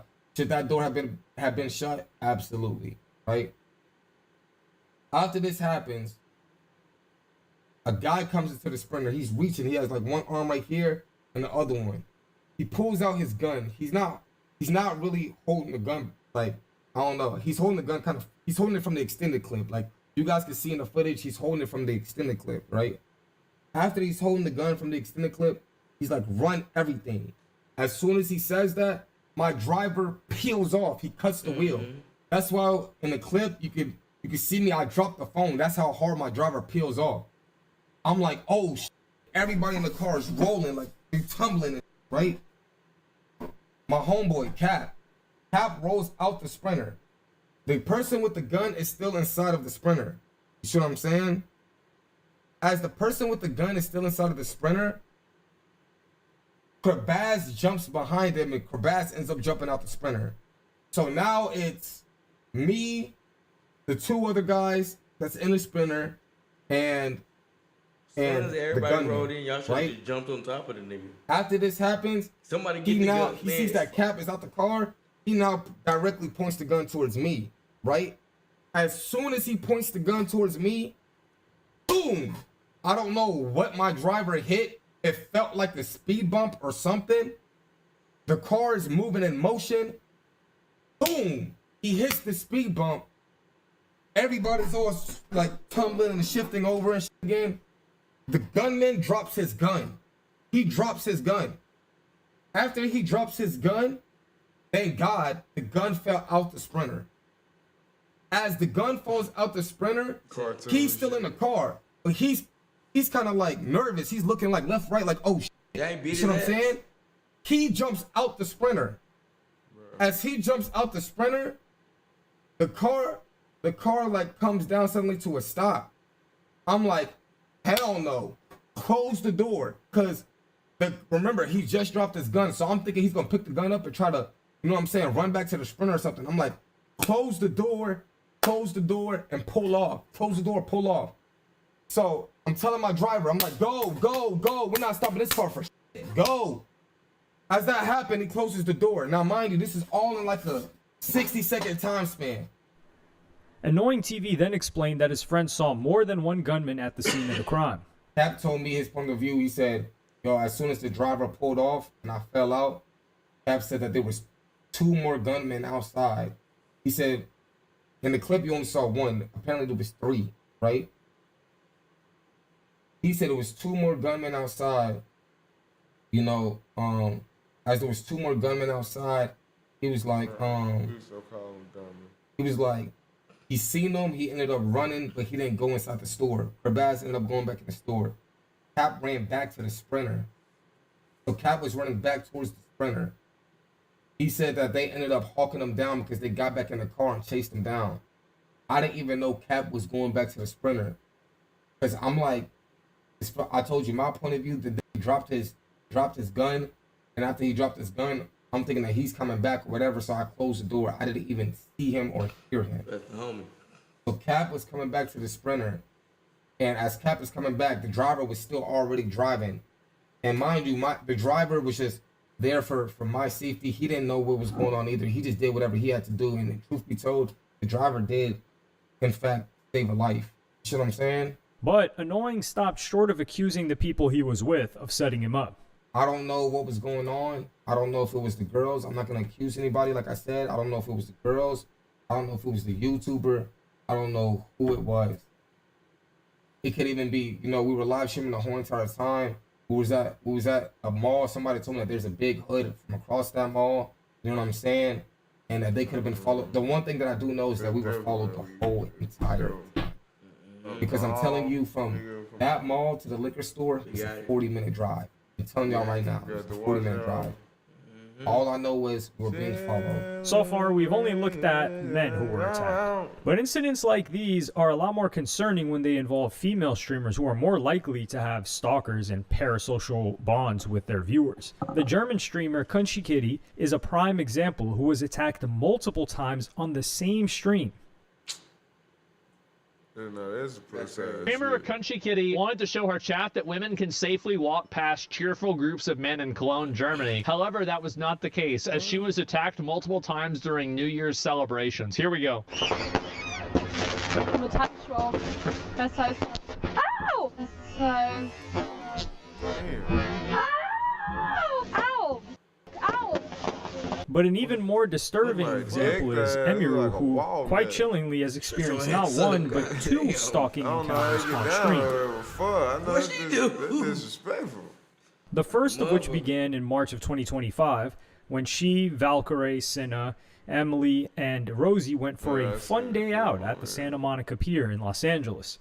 Here, a man innocently asked to take a photo and had a proposal. Yes, please.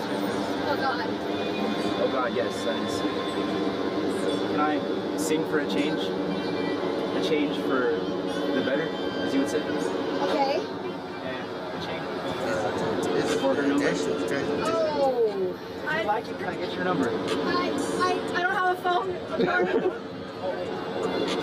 Wait, put your number in mine. I don't know how to use a phone. I'm sorry. Wait, so I'm gonna keep following her. I'm gonna keep following her. No, that's not the one. No! You're gonna have to get in line. There's too many stalkers. At first glance, it looked as if this guy was joking and took the hint that Emiru wasn't interested. But later on in the stream, it was clear that he was not willing to take no for an answer. I think we're just gonna go. Let's go. Oh, no, we're not.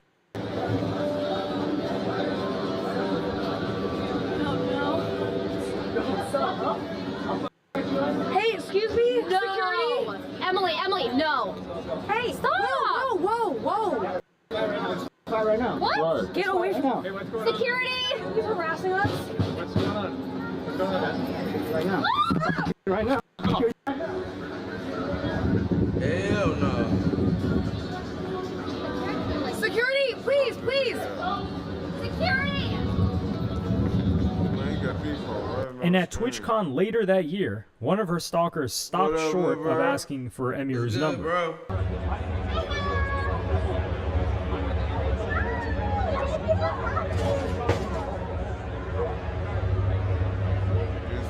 In the aftermath, Emiru addressed the many safety concerns facing female streamers at events like these.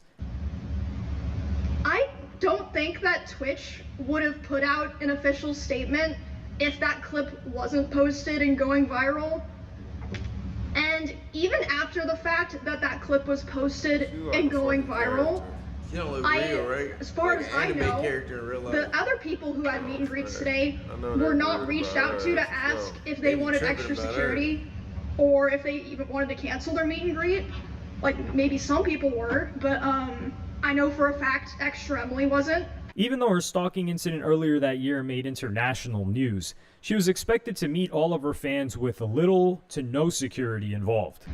And then I see, out of the corner of my eye, there's a guy walking around the side of the meet and greet, and he crosses in front of the meet and greet of the person to the left of me, which is a VTuber, so he's able to walk up and in front of another streamer's meet and greet, and then he walks up to me, and he's like walking with a purpose, you know what I mean?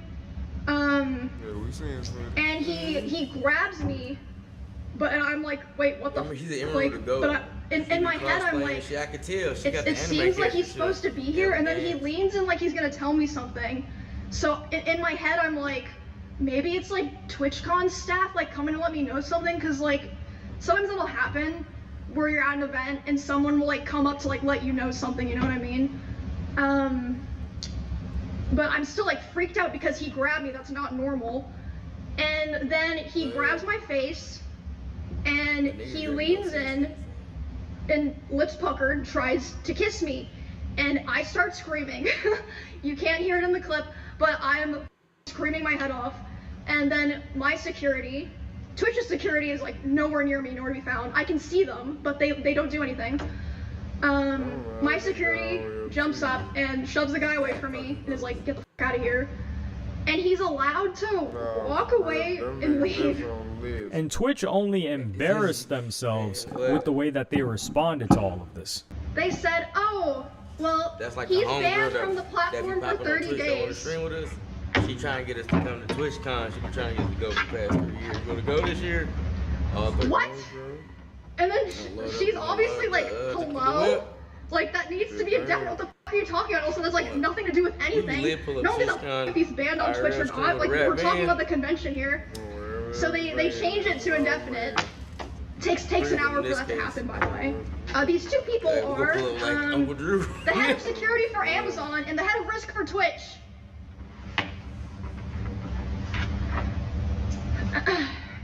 Yeah, that was she was saying. Security. Also, later the same night, I'm not gonna drop names here because I wasn't there, so I didn't see it. But I had multiple people tell me that key Twitch representatives last night were out partying. What made this incident all the more alarming was that this all came about at a very sensitive time. 1 month before TwitchCon, the world was stunned by this incident at Utah Valley University. Do you know how many mass shooters there have been in America over the last 10 years? Counting or not counting gang violence? Charlie Kirk's shooting has been one of the most heated topics in recent history and has led to an endless amount of speculation, on top of which him being turned into a meme. Tyler Robinson, the person arrested for shooting Kirk, is believed to have a strong emotional motive behind the murder. We're learning a lot of new details about Tyler Robinson that could go to motive in this case. We've found out that Tyler, it appears, had a transgender partner who was going from male to female and was living with this person. This was his significant other. It's no secret that Charlie Kirk was not liked by progressives, and he would frequently stream all of his debates at colleges across the United States. But some of Charlie's friends have speculated that he had also made much more powerful enemies. Bibi Netanyahu and that phone call, what took place was a couple of weeks ago before Charlie lost his life. Charlie was in the Hamptons. He had essentially what was staged, an intervention was staged by Bill Ackman, because Charlie's thoughts, Charlie's rational thoughts about Israel were a no-no. This is not the route that you should be going on. And Charlie was surrounded by his friends, his quote-unquote friends. Bill Ackman was very upset, and threats were made. He was asked to dispute this narrative. Max Blumenthal went out to him today, and Bill Ackman came back and said, I have receipts I can show you, and he did not provide the receipts. Have a good night, it was at this time that Bibi Netanyahu was called, and Charlie was invited to Israel. This was an under duress situation, I would say. And I know that Charlie was offered a ton of money in this moment. Turning Point, I guess, if it needed to go to a higher level, would have gone to an even higher level than it already was at. And I know for a fact that Charlie denied that funding. That Charlie denied, and what Bibi didn't include there, he declined to go to Israel for, I would describe this as like, re-education camp. We've seen it. You made an O, but we can help you. Another person that was there, and I am not surprised this person was there if you've been listening to my show, Seth Dillon. I said, any comment on this one, Seth? He didn't answer last night. And Candace Owens and others felt quite vindicated when this bombshell about his murder was released in March of 2026. Tyler Robinson is accused of killing Kirk at a campus event last September, but now his lawyers claim the fatal bullet may not match the gun allegedly used in the crime. However, this by no means rules out Robinson as the killer. Instead, there was a problem with the bullet jacket that was left on the crime scene. They were not able to get enough surface area from the jacket that's left behind inside the wound track and at the point of contact to make a ballistic match. That does not rule out this weapon. Okay, so unable to conclusively connect the fragment to the firearm does not mean they're saying the bullet absolutely did not come from it. No. Many people have described this as an American problem, and that Kirk, in a sense, was a victim of the unrestricted access to guns that he supported. The sad reality is that another fatal incident happened to a streamer on another side of the planet. And while everyone by now is familiar with the death of Charlie Kirk, not many people in the English-speaking world are aware of the tragic tale of Airi Sato. Car's ready. Ready already? Already ready. Already ready. Ready already. Ready already. Ready already. Hell no. Airi was a TikTok star and streamer from Japan and very popular in her home country, but made international news on March 12th of 2025. That's my dream. On this day, her stream suddenly went blank.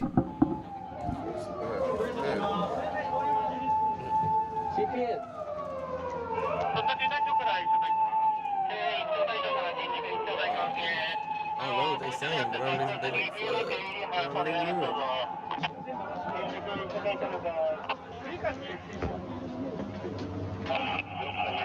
According to the New York Times, the influencer Airi Sato, 22, was heard by passersby screaming "Help!" We stream every and her night live too, stream bruh. went So dark, follow the with channel, the sounds of emergency vehicle sirens audible to dropping those knowledge watching. like that, you can get Her a mod. audience posted puzzled and worried reactions, including urgent pleas like "Where did she go?" and "Someone help." Away from the camera, Sato had been stabbed multiple times.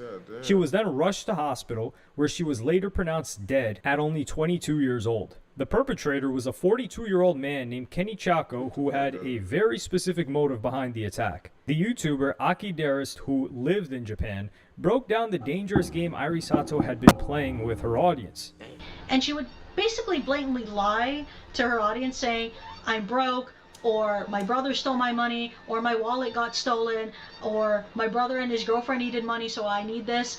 And a lot of people would give her money that she would promise to pay back for, and basically it never happened.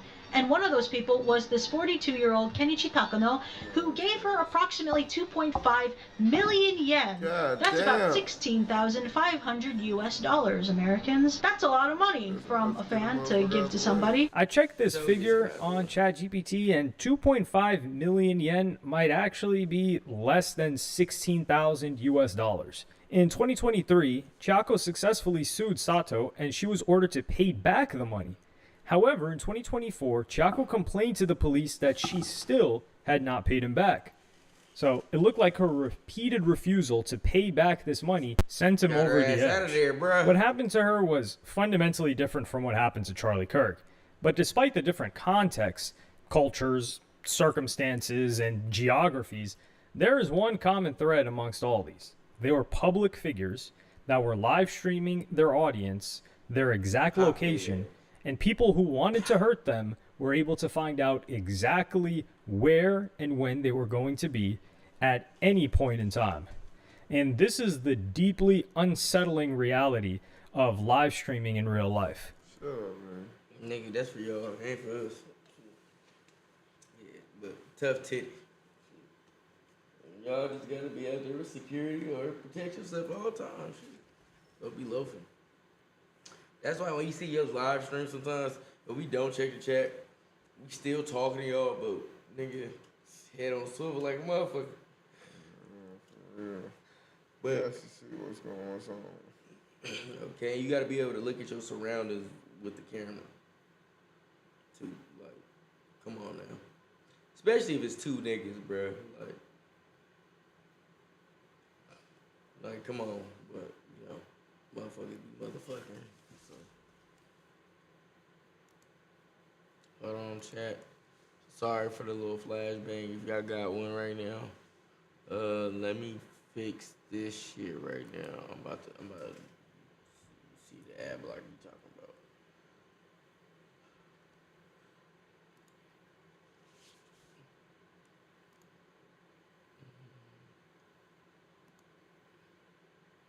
Let's see if that won't work.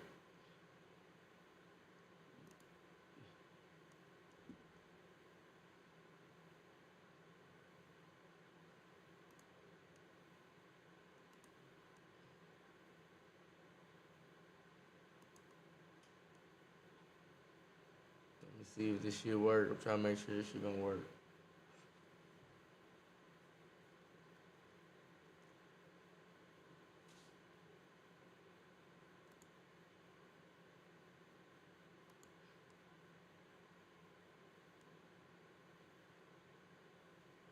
Okay, we should be good now, chat. What bro name? Nigga in the chat. Evil Wiggle Hog. Evil Wig. Appreciate you, bro. Nigga, nah, they sell anything. He gonna be Evil Wig. All right, chat. Which one y'all wanna watch now? It's the last one. Yeah.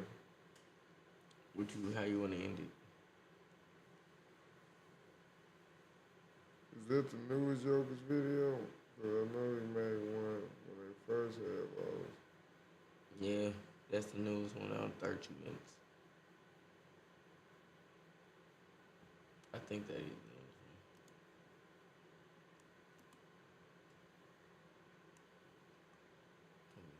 one. Let's see what else he dropped. Yeah, that's what I was talking about. Jokic keeps getting exposed in these playoffs. So yeah, that's the newest. What the fuck you talking about? Alright, y'all. What the fuck? I thought I added the ad blocker. What the fuck? Shit don't work.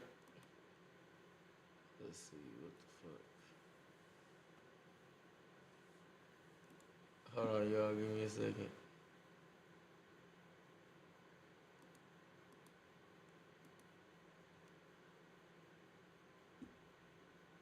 What the fuck did that work?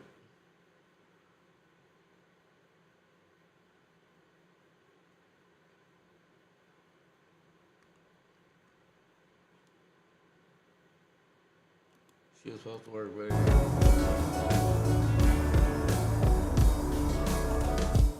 nigga, I tried. Take the next step in treating your moderate to severe ulcerative colitis with Entyvio, the only gut. Minnesota and Denver. Must-win game for the Denver Nuggets. The game became even easier for the Denver Nuggets because not only did Dante DiVincenzo go down with a, now we know, torn Achilles, but Anthony Edwards went down with what seems to be a hyperextended knee on the other knee that he's not even dealing with runner knees on. So more than likely, both of them not only will be out for the rest of the game, which they were, but also the rest of the series. In their absence, Ayo Dosunmu, who was rotting away in Chicago, played big. Bruh. In 42 minutes, because he had to go out there and play the minutes, gave you a 43-point, 4-rebound, 1 assist, straight buckets, and a block while shooting 13 from the field, while shooting 13 for 17, 5 for 5, and 12 for 12.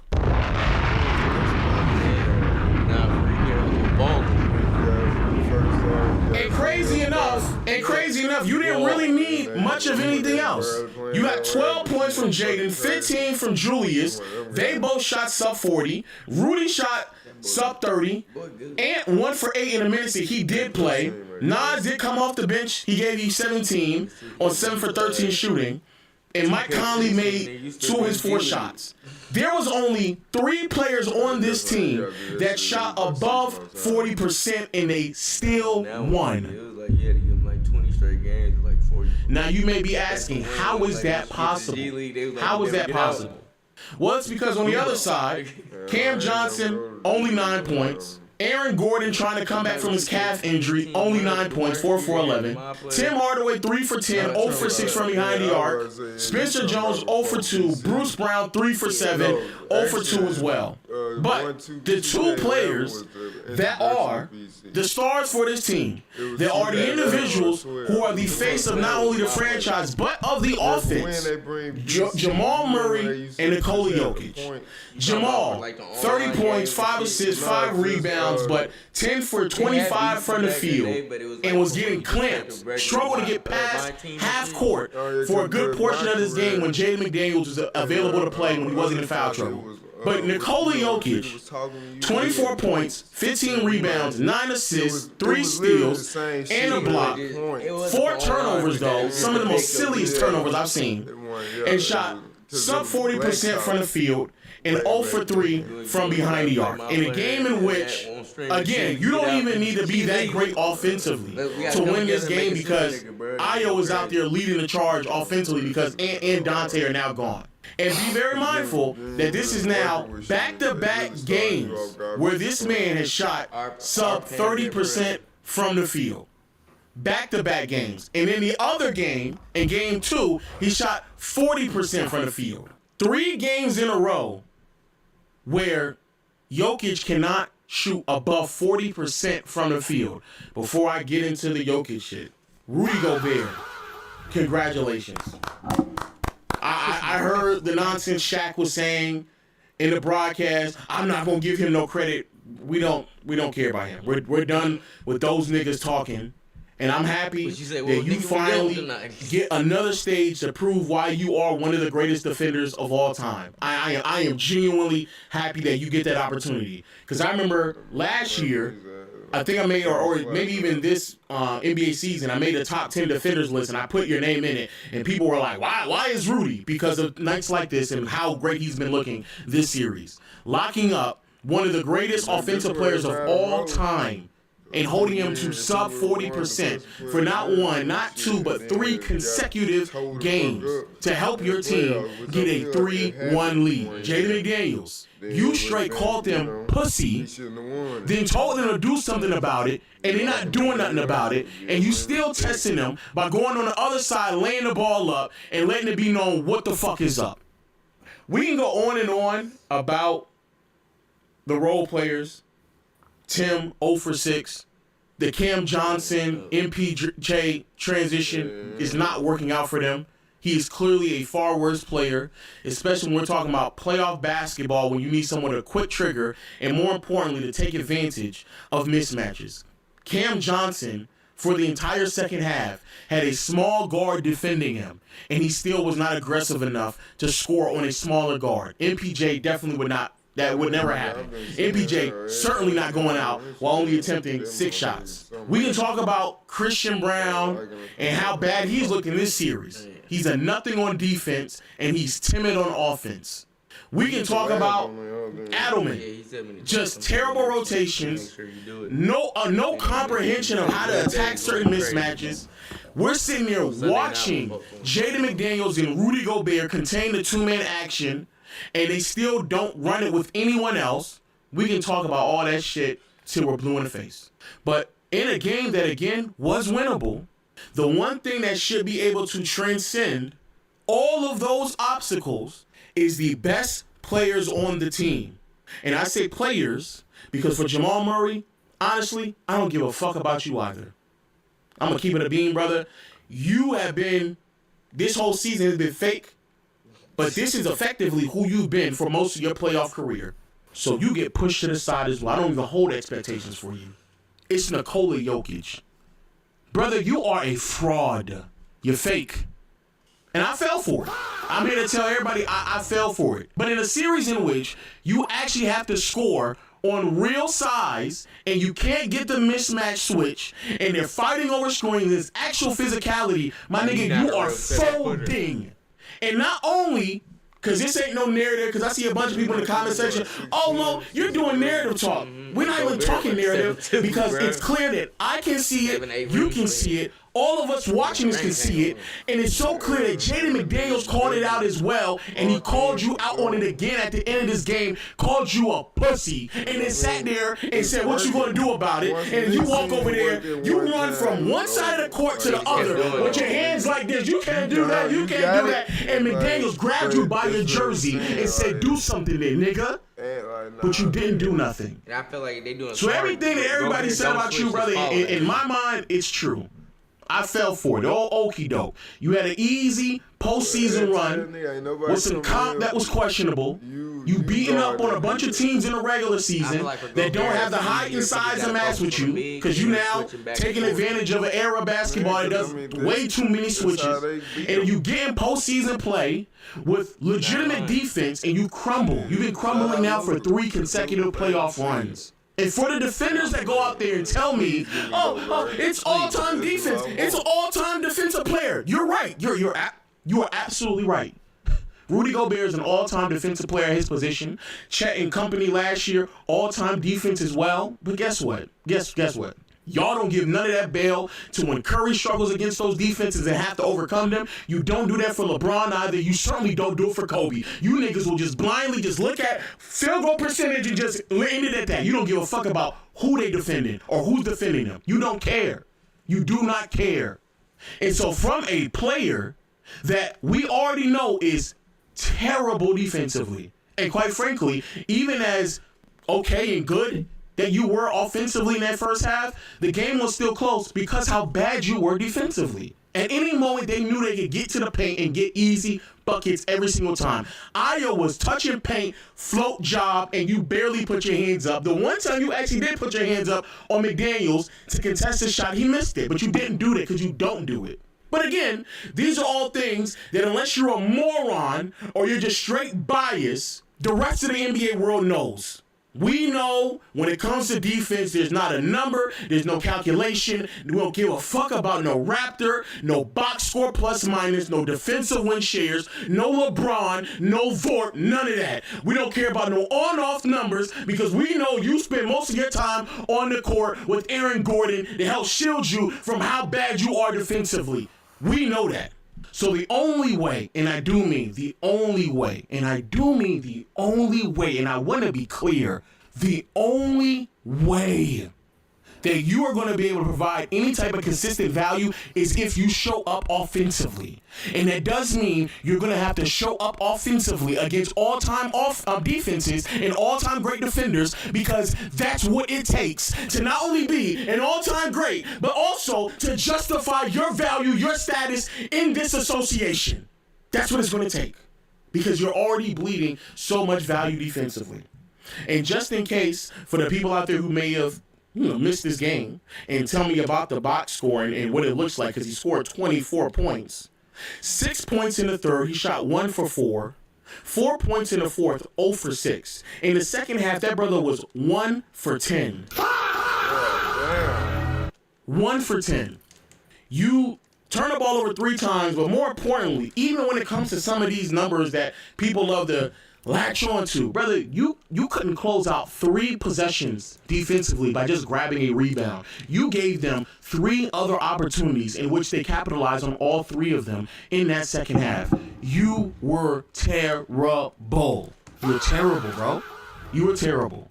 And if the one thing I gained out of talking about Jokic as much as I did, the one thing I have learned quickly is that y'all niggas gonna have to just give me the sample size. I am done jumping people, and not even jumping, just talking highly of individuals to the point of all-time status or all-time conversations until you give me the 10-year run. You gotta give me 10 years. I'm done. I'm done doing it.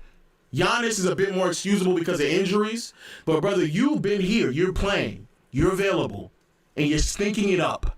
You finally go up against some comp, and it don't look the same. And it's not like it's not as good as it was, in the regular season. Brother, these are just bad games. 3 consecutive bad games. And then, let's take it another step forward. It is very important to acknowledge the era in which we're at right now and how we transition, because the one thing I have acknowledged and one thing I do know is that I've said leading up to where we are today, from the last year that I would consider LeBron to be the best player in the league and Curry and KD were playing at a certain level, which is around 2020, if you want to extend it to 2022 for Curry, but around the early 2020s. From that moment to where we are today, I have said routinely, brother, this stretch, as great as the talent is, and I think it's really deep talent in the NBA, don't get me wrong, I do believe these are the worst, best players in the leagues that we've had ever, or at least leading up into Magic and Bird. They're not better than Duncan, they're not better than Kobe, they're not better than Shaq, they're not better than LeBron, right? They're not better than Curry. And the reason why I always felt that way, and the reason why many people always question who's the next face of the league, because when you've been in the league and you've been watching basketball long enough, you know what it feels like. Giannis and Jokic are great. They are phenomenal players. They're all-time greats. But it is a difference between what Curry was doing when he came on the scene, especially in 15 and 16, what LeBron was doing, what Kobe was doing, what Kobe was doing, what Duncan was doing, what Shaq was doing, what Jordan was doing, what Hakeem was doing. It's different. And you know the feeling. The reason why that's important is because I am happy for you. You got your shit off in that 4 to 5 year period. Because I'm going to tell you right now, there's a real nigga in San Antonio. It's a real one. And as Jokic sat back and wanted to play the whole nonchalant guy gimmick, you left the opening for somebody to come in, put his foot down, and let it be known, all that other fuck shit, we're done with it now.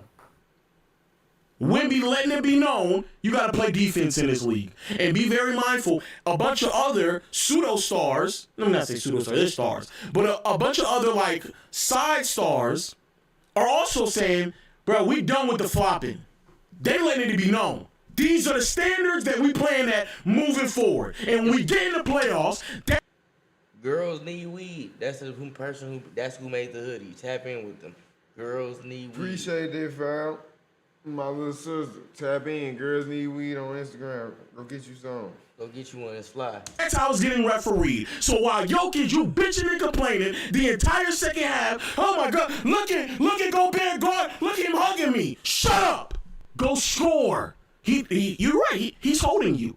Not only is it playoff basketball, but he was holding you in game 1, game 2, game 3. Here we are in game 4, and you're still complaining about him hugging you? My nigga, shut up.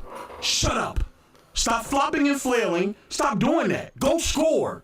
Because they're not about to call the game any different just because you decide to complain about it. But effectively, Jokic, you have put your team down 1-3. You blew a 19-point lead in game 2. You were terrible all game 3. And here we are now in game 4 in a moment where you can actually win the game. 3.5. I take it back. 2. Bro, what's the height of the goal? On a regular goal? Yeah, full court, back to back. You know, you one this way, run back full court, one that way. Oh, yeah. I give him 2. Oh, bro, you might lose the ball before we get down there. He ain't gonna be full strength no more. They gonna walk into this shit. Yeah, I don't see him getting down court. I think you're gonna lose the ball several times to where he's just gonna walk to the goal, throw that over the rim. Yeah, so it's best his brother to stay at his desk and talk about what he's doing. Yeah, that nigga ain't got none in him. I don't see it, big bro. That ball gonna bounce off his belly, pause. Yeah, he gonna lose that rock, fam. No Dante. Jaden had 3 fouls. And you piss on yourself.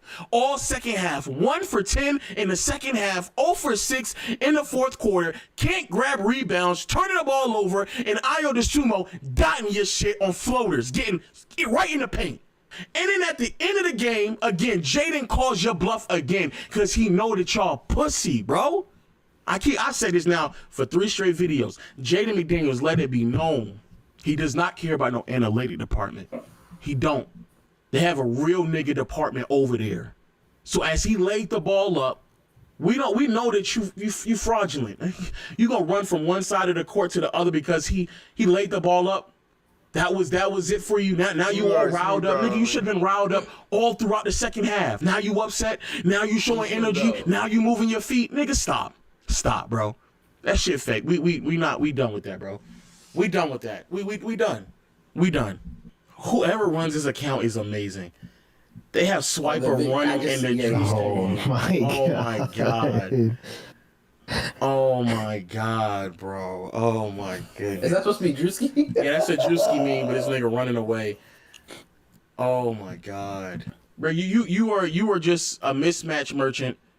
You were just beating up on smaller bigs or switches that at the time people were not prepared to counter correctly.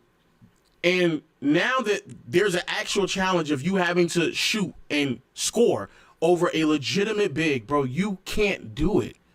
You literally cannot do it. Even if I were to go through some of the buckets in which Jokic scored, bro, you're not even scoring. Those 8 shots, I'm almost guaranteed that those 8 shots, maybe only 4 of them are against Rudy. Maybe only 4. This is what I'm talking about Jokic. You ran all the way over there just for your shirt to get tugged on.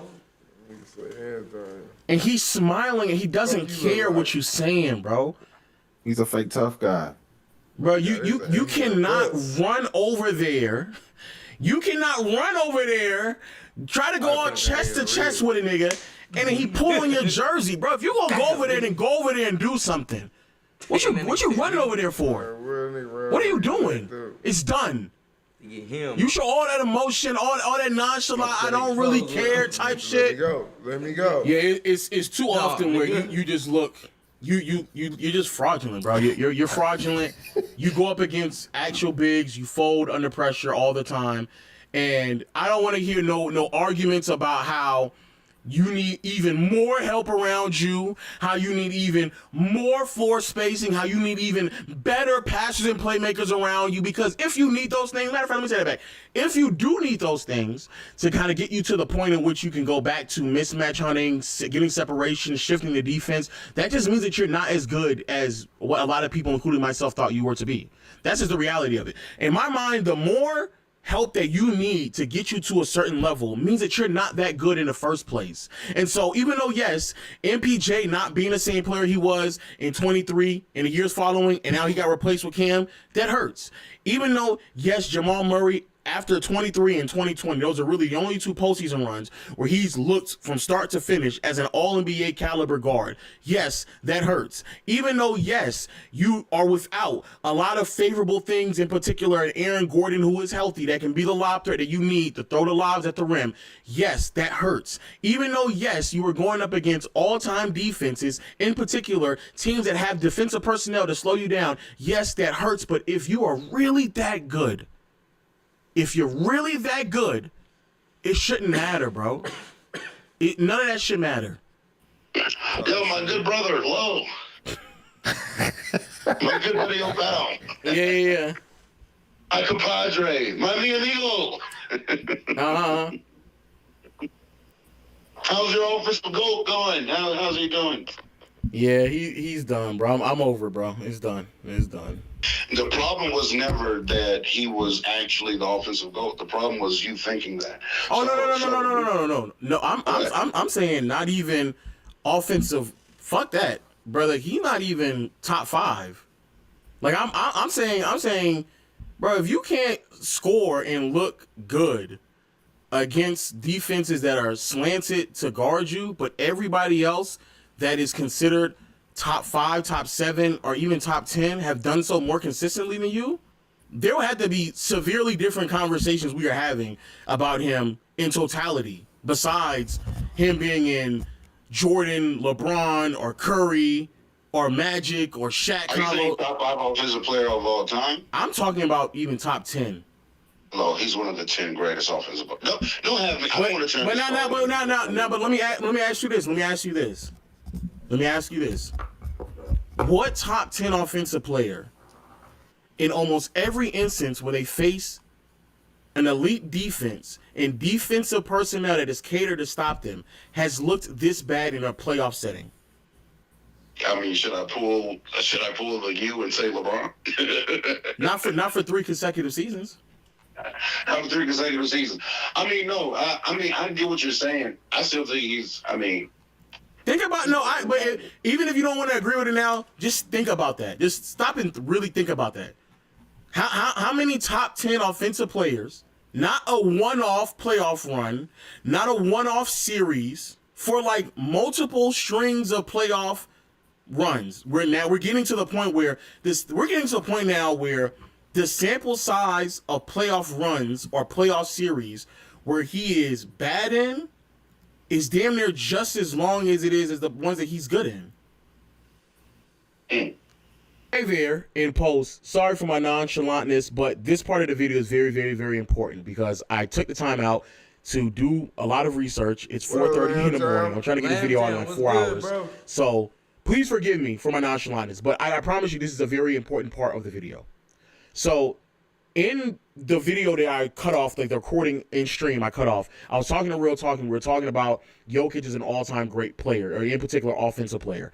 And I know a lot of time people may claim that I'm being hyperbolic and stuff like that. However, I think a lot of people who say those things are not familiar with my content and the work that I put in. And there are a lot of things in which I may not contextualize or say until I get more information.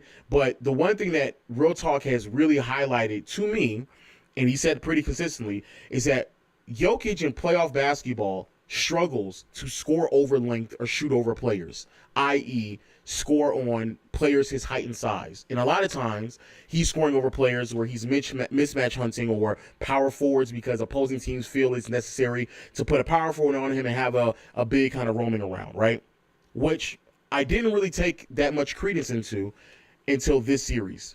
And if you stop and think about it, is similar things that may have even happened when he was being defended by Chet and Hartenstein last year, and even the other series where Gobert was defending him, I think it was 2 years ago, against the Timberwolves. Because now this is becoming a reoccurring theme where Jokic, in postseason basketball, his jump shot is just gone. It's pretty routinely where his jump shot is gone.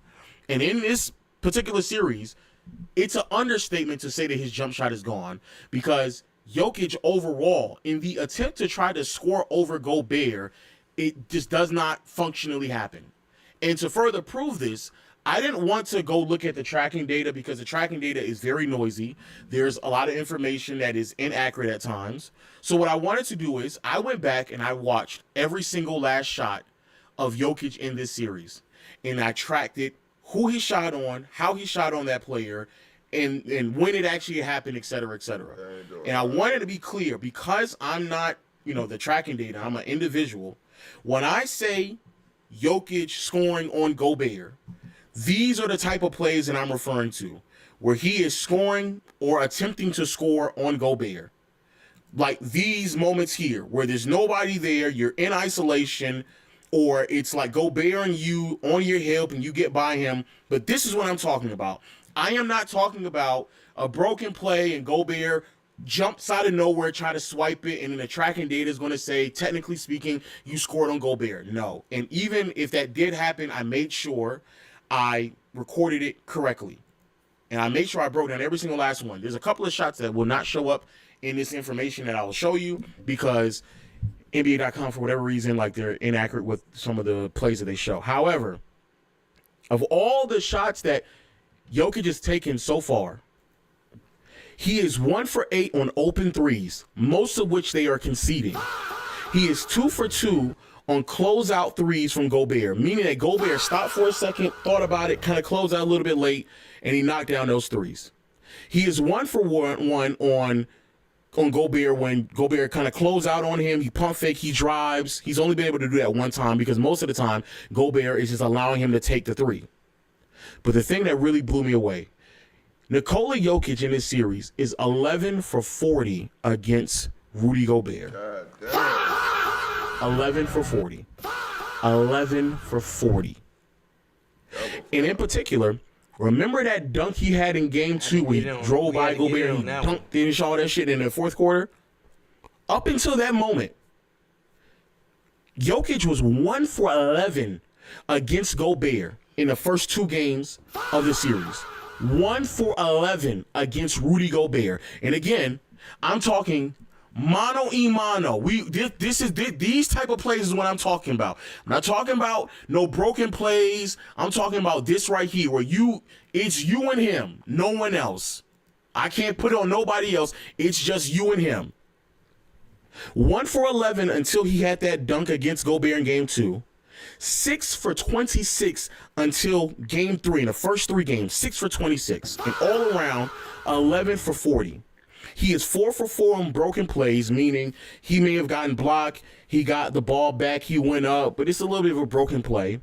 4 for 9 against Julius Randle. However, in game 1, in the third quarter, he went 3 for 4 against Julius Randle while Gobert was not on the floor. The rest of the time in which Randle is defending him and Gobert is on the floor, he is 1 for 5. 1 for 5. When he's doing tip-ins and there's no Gobert, 2 for 2. When he's doing a tip-in and Gobert is around, he's 1 for 2. He's fast break 1 for 1. Naz Reid 5 for 9. McDaniels 1 for 3. He's been doubled only twice in taking a shot. He's made 1 of them. 0 for 1 on a closeout floater that he had relatively open, and 0 for 1 with Ayo DeSumo. Now, to be fair, the Ayo DeSumo shot, it was a 3-point shot. Ayo didn't really get a crazy contest off. It was a 3. Similar things can be said about Jaden McDaniels. 2 of those missed was a 3. And so you can actually put him probably in his three-point shooting. And then of the McDaniels one, the one time he did make it on him, it was in the post. He got a switch, and he scored on a smaller player. But as you can clearly see, if it's not Randall, Nas, or McDaniels in the post, and he's trying to score on Gobert either in the post or facing up, he's trying to just score and shoot over him, he's 11 for 40, bro. Why this is important? Because Jokic's ability to play make, and really everyone's ability to play make, is attached to what they can do as a scorer. If you do not score, or they don't believe that you can score, then how they will defend you is similar to this right here. If they get to the point where they feel comfortable, where we can just sit there and not rotate, we feel comfortable that we're not going to come close out or come help Gobert, that will then leave someone open, and we feel comfortable that Gobert can just defend you one-on-one. Look at them. First 2 games. Hands down, hands down, hands down, really hands down. They feel comfortable. They ain't doing nothing. Matter of fact, they're not even looking at you. Dante is always looking for a screen. No one is even looking to come and help. No one is helping at all. They're like, just go, just have at it. And so if you cannot score on him, how are you playmaking? The 3 ball isn't falling, so that means that no one is going to scramble to close out on you that can then leave them prone to you blowing by them in a closeout. So that's not going to happen. And in a defense shift, they have to rotate over. That's not happening. McDaniels is on Jamal Murray. And so now that McDaniels is on Jamal Murray, anytime they do the 2-man action, either they can switch or McDaniels is fighting over the screen well enough because he's not going to get hit as hard as a smaller guard. So that's not working either. And they feel comfortable with Gobert just defending you one-on-one. And so that's not happening either. There is no instance where anyone is actually shifting to create open opportunities for anyone else. And actually, as I was watching a lot of these shot attempts and even some of the passes, I think I can actually count on my hands how often one of the Minnesota Timberwolves actually came and helped Gobert throughout the first 4 games. They very rarely do it because they feel comfortable with Gobert just defending you. Now, why is that important in a bigger picture? There is a real possibility that Nikola Jokic has just benefited from an era of basketball that A, doesn't really have that many like solid big centers, but 2, and more importantly, a form of basketball that will quickly just concede switches. And Jamal Murray and Jokic have been mismatch hunting for the better part of the last 4 to 5 years. And again, I think it's a great way of formulating offense when it works, but when it doesn't work, you have to get down to the nitty-gritty and see if you can score on an actual center. And if you can't do that, then I'm so serious when I say, brother, you're not in a lot of players' talks. Because effectively, Shaq, when he had to go up against Hakeem and Dikembe Mutombo and Tim Duncan, David Robinson, and Ben Wallace, he could score on them easily. Even when they went up against those bigs, the opposing team still sent double teams to help out. That's how dominant Shaq was. That he could still shift the defense even when the initial defender was of the likes of Hakeem, David Robinson, Tim Duncan, Dikembe Mutombo, and Ben Wallace. LeBron and all of the on-ball defenders and backline help that he's had to deal with, Curry and all of the players that he's had to deal with, Kobe and all of the wings and players that he had to deal with, they still were convinced that they need to send somebody else over to come and help. Hakeem Olajuwon, same way. Hakeem has had to go through playoff runs where he's had to score on Kareem, Shaq, David Robinson, and Patrick Ewing. And in all of them, he never struggled, especially to this extent, to score on any of them. In many of those series, he's actually been so good that the opposing team felt it necessary to send multiple bodies at him, despite the fact the initial defender was a great defender, an all-time defender at that. If Jokic cannot score over length or anyone at his own height and size, how is it possible that in any playoff setting that you're going to look that impactful against Rudy Gobert, Victor Wembanyama, and Chet Holmgren for the rest of your career.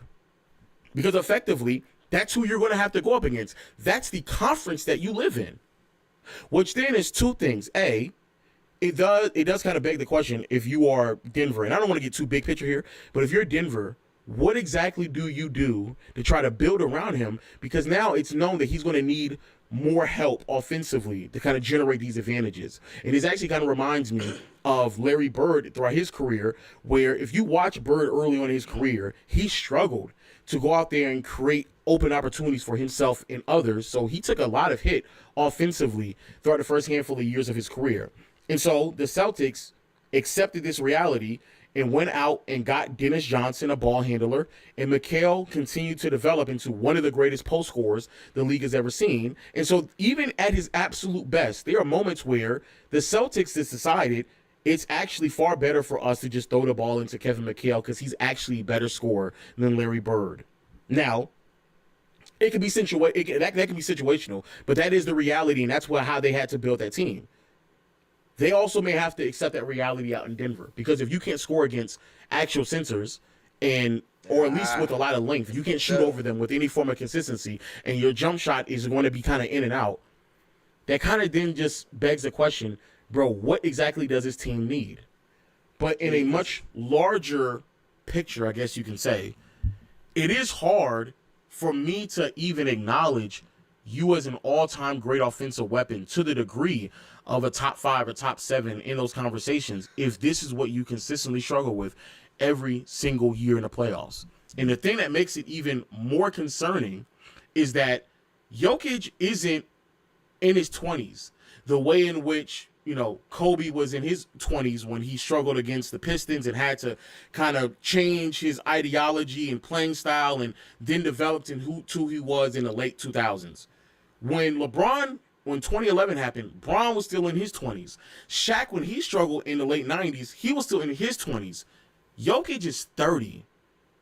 The window for him to develop into another style of player is much smaller than it was for Kobe, LeBron, Shaq, even Curry. Like when Curry had his on-ball struggles early on in his career, because everyone has these struggles. Hakeem wasn't the greatest passer out of the post. Same with Malone, Jordan as well. Like there's several players who struggle offensively. That's fine. It's how you adapt and grow.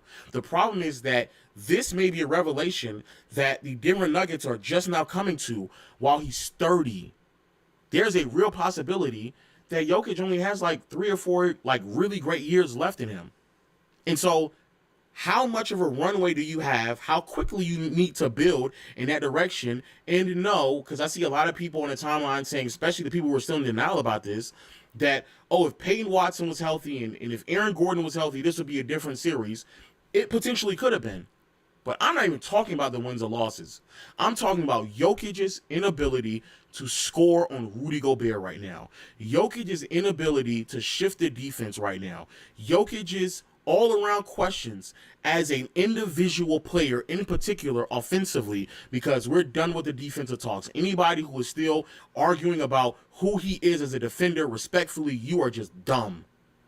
Offensively, though, there are far greater concerns, especially if you ever want to reach the heights of what is happening at the top of the conference with both OKC and the Spurs. So sure, could they get by this series? Potentially. Like, both Ant and Dante are now gone, unfortunately. They could easily blow a 3-1 lead because they don't have enough firepower. Jaden is really going to be the only one defending Murray for the entire series. Like, there's a possibility that they lose this series. Peyton Watson could come back in the middle of the series and really help them, and they win the series. But that does not still change that for 4 games, this is what Jokic has looked like. And you can go back last year against Chet and OKC, and he's looked very similar.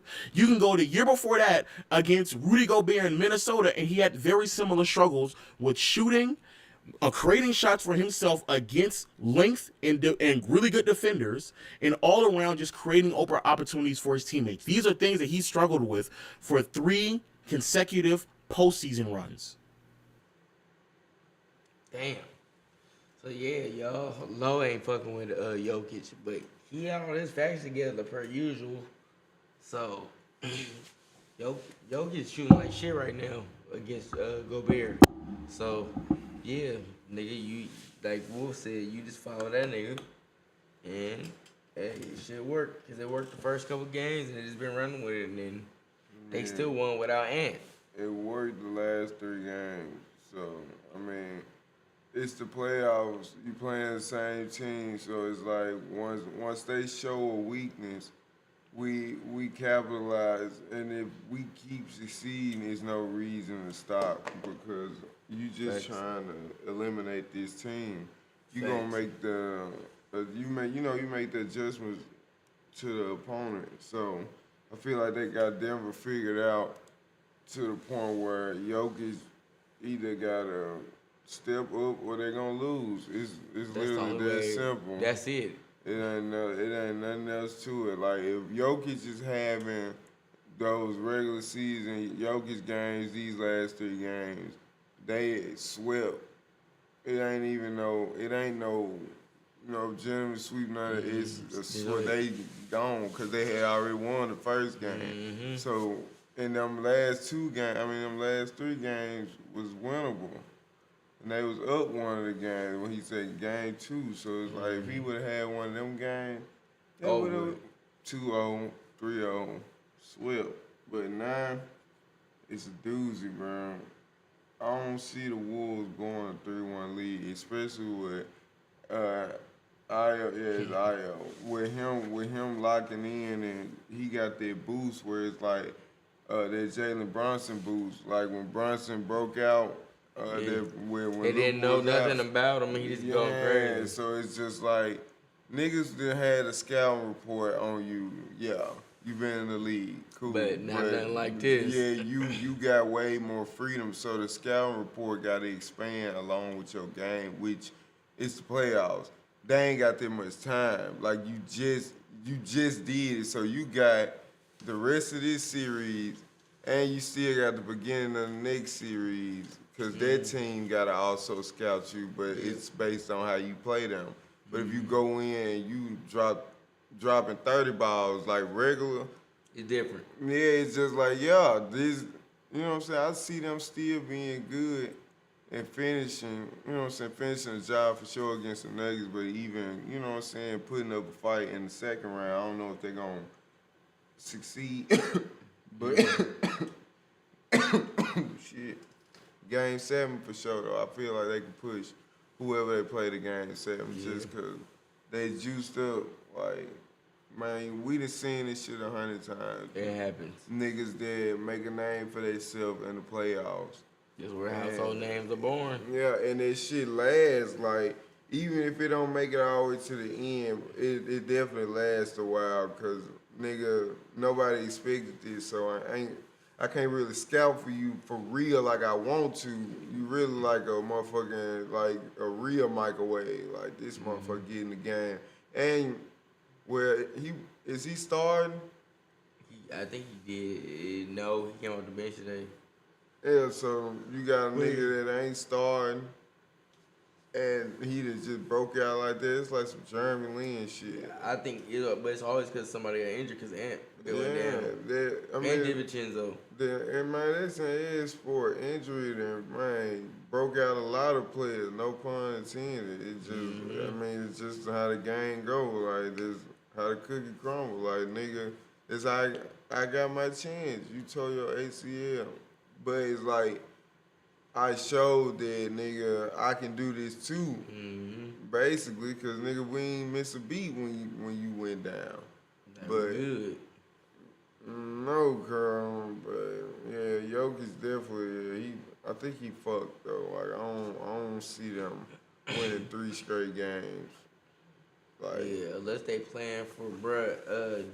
I forgot to say his name, but if they playing for him, maybe. But honestly, I don't think so either. Especially when Ant's injury ain't hella crazy bad. Even though he said he be out.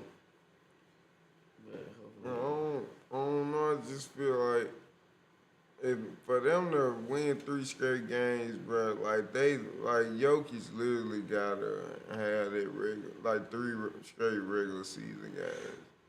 Like that's the only way I see that happening. Yeah, and I ain't saying it's 30, 10, impossible. 10. Yeah, even 40 piece. At least one of them games, he gotta have like an insane, especially probably at game 6. Like probably game 6 and 7, he gotta have a crazy fucking, you know what I'm saying? Because they might win the next game. But game 6 and 7, I don't see that unless he have a fucking out of this world game where it's like, well, goddamn, where this nigga been at the whole series type of game. Like that's what that shit was. Yeah, like, you know what I'm saying? But shout out to brother Io, you know what I'm saying? Dropping that 43 piece. You're the legend now, brother. For real, bro. Like you definitely in that franchise record book, I know. Gotta be. They ain't had too many niggas put that up, but you know what I'm saying? I ain't gonna doubt them though. They do got Ant, they done had Kevin Garnett, so never know, but yeah, shout out to them. But you know, Denver. So with bring out man, where man gonna plan y'all trips. Plan y'all trips to Cancun and make sure y'all get y'all. Cover the grape soda. Cover that grape soda. Hey, go to Cancun, man. Go anywhere. You free. You free. You is a free man now. To October. Well, August. Yeah, August. But hey, man. But yeah, y'all. We about to get the fuck up off of here. Thank y'all for rocking with us this weekend. We'll be back tomorrow night. So yeah, make sure y'all watch all the shit, the new interviews and all that, and the shorts and everything, shorts and all that. Stupid jokes and jokes. Nah, for real. But yeah, y'all. Yeah, let me. That's it, pimp. Yeah, that's it, pimp. We the fuck out of here. So, cue the theme music. Y'all have a good night. Peace. Early morning. Don't do nothing stupid. Have fun. Get the money, make it flip. Yes, I got a stack now. You know I had to call a play, score a winning touchdown. Can't hear no hating ass nigga in the background. Every time a nigga start hating, they wanna act loud. Get the money, make it flip. Yes, I got a stack now. You know I had to call a play, score a winning touchdown. Can't hear no hating ass nigga in the background. Every time a nigga start hating, they wanna act loud. Everybody got something to say in the background. Niggas throw rocks and hide their hands, they ain't tough now. Kobe in the clutch every time they wanna act foul. Exotic weeds, out of packs, only smoking on loud. Go to Vegas, catch a flight, nigga, I put my feet up. Sliding down the strip, nigga, throwing 3s and P's up. Out with my bitch and she swear I'm doing 3 months. You gotta be this way when you tryna run some ends up. Driving like a storm, had the Charlie burnt her whole clutch. Yellow coupe in the sun, nigga, I'm tryna turn up. Hit her engine growling every corner when I pull up. Slapping Mag drain the whip, tryna go down. Get the money, make it flip, yes, I got a stack now. You know I had to call a play, score a winning touchdown. Can't hear no hating ass nigga in the background. Every time a nigga start hating, they wanna act loud. Get the money, make it flip, yes, I got a stack now. You know I had to call a play, score a winning touchdown. Can't hear no hating ass nigga in the background. Every time a nigga start hating, they wanna act loud. You a hating ass nigga, why you mad at the bitch? Go outside about the bitch, cause she choosing the shit. Ayy, watch how you choosing the bitch, end up losing the bitch. Now you boo-hooing shit, ayy. Oh, green ass, trick off, crying ass. Where you going off, stalking ass nigga with your talking ass? I'm a walking ass, standing on 10 ass nigga. L's gon' come, count the wins, little nigga. Ayy, yup, point is, run it to the ceiling. Hit the hoe, split the hoe, stay up at your feelings. If you get it, you get it. Dream chasing, I don't want no dealings. Get the money, make it flip, yes, I got a stack now. You know I had to call a play, score a winning touchdown. Can't hear no hating ass nigga in the background. Every time a nigga start hating, they wanna act loud. Get the money, make it flip, yes, I got a stack now. You know I had to call a play, score a winning touchdown. Can't hear no hating ass nigga in the background. Every time a nigga start hating, they wanna act loud.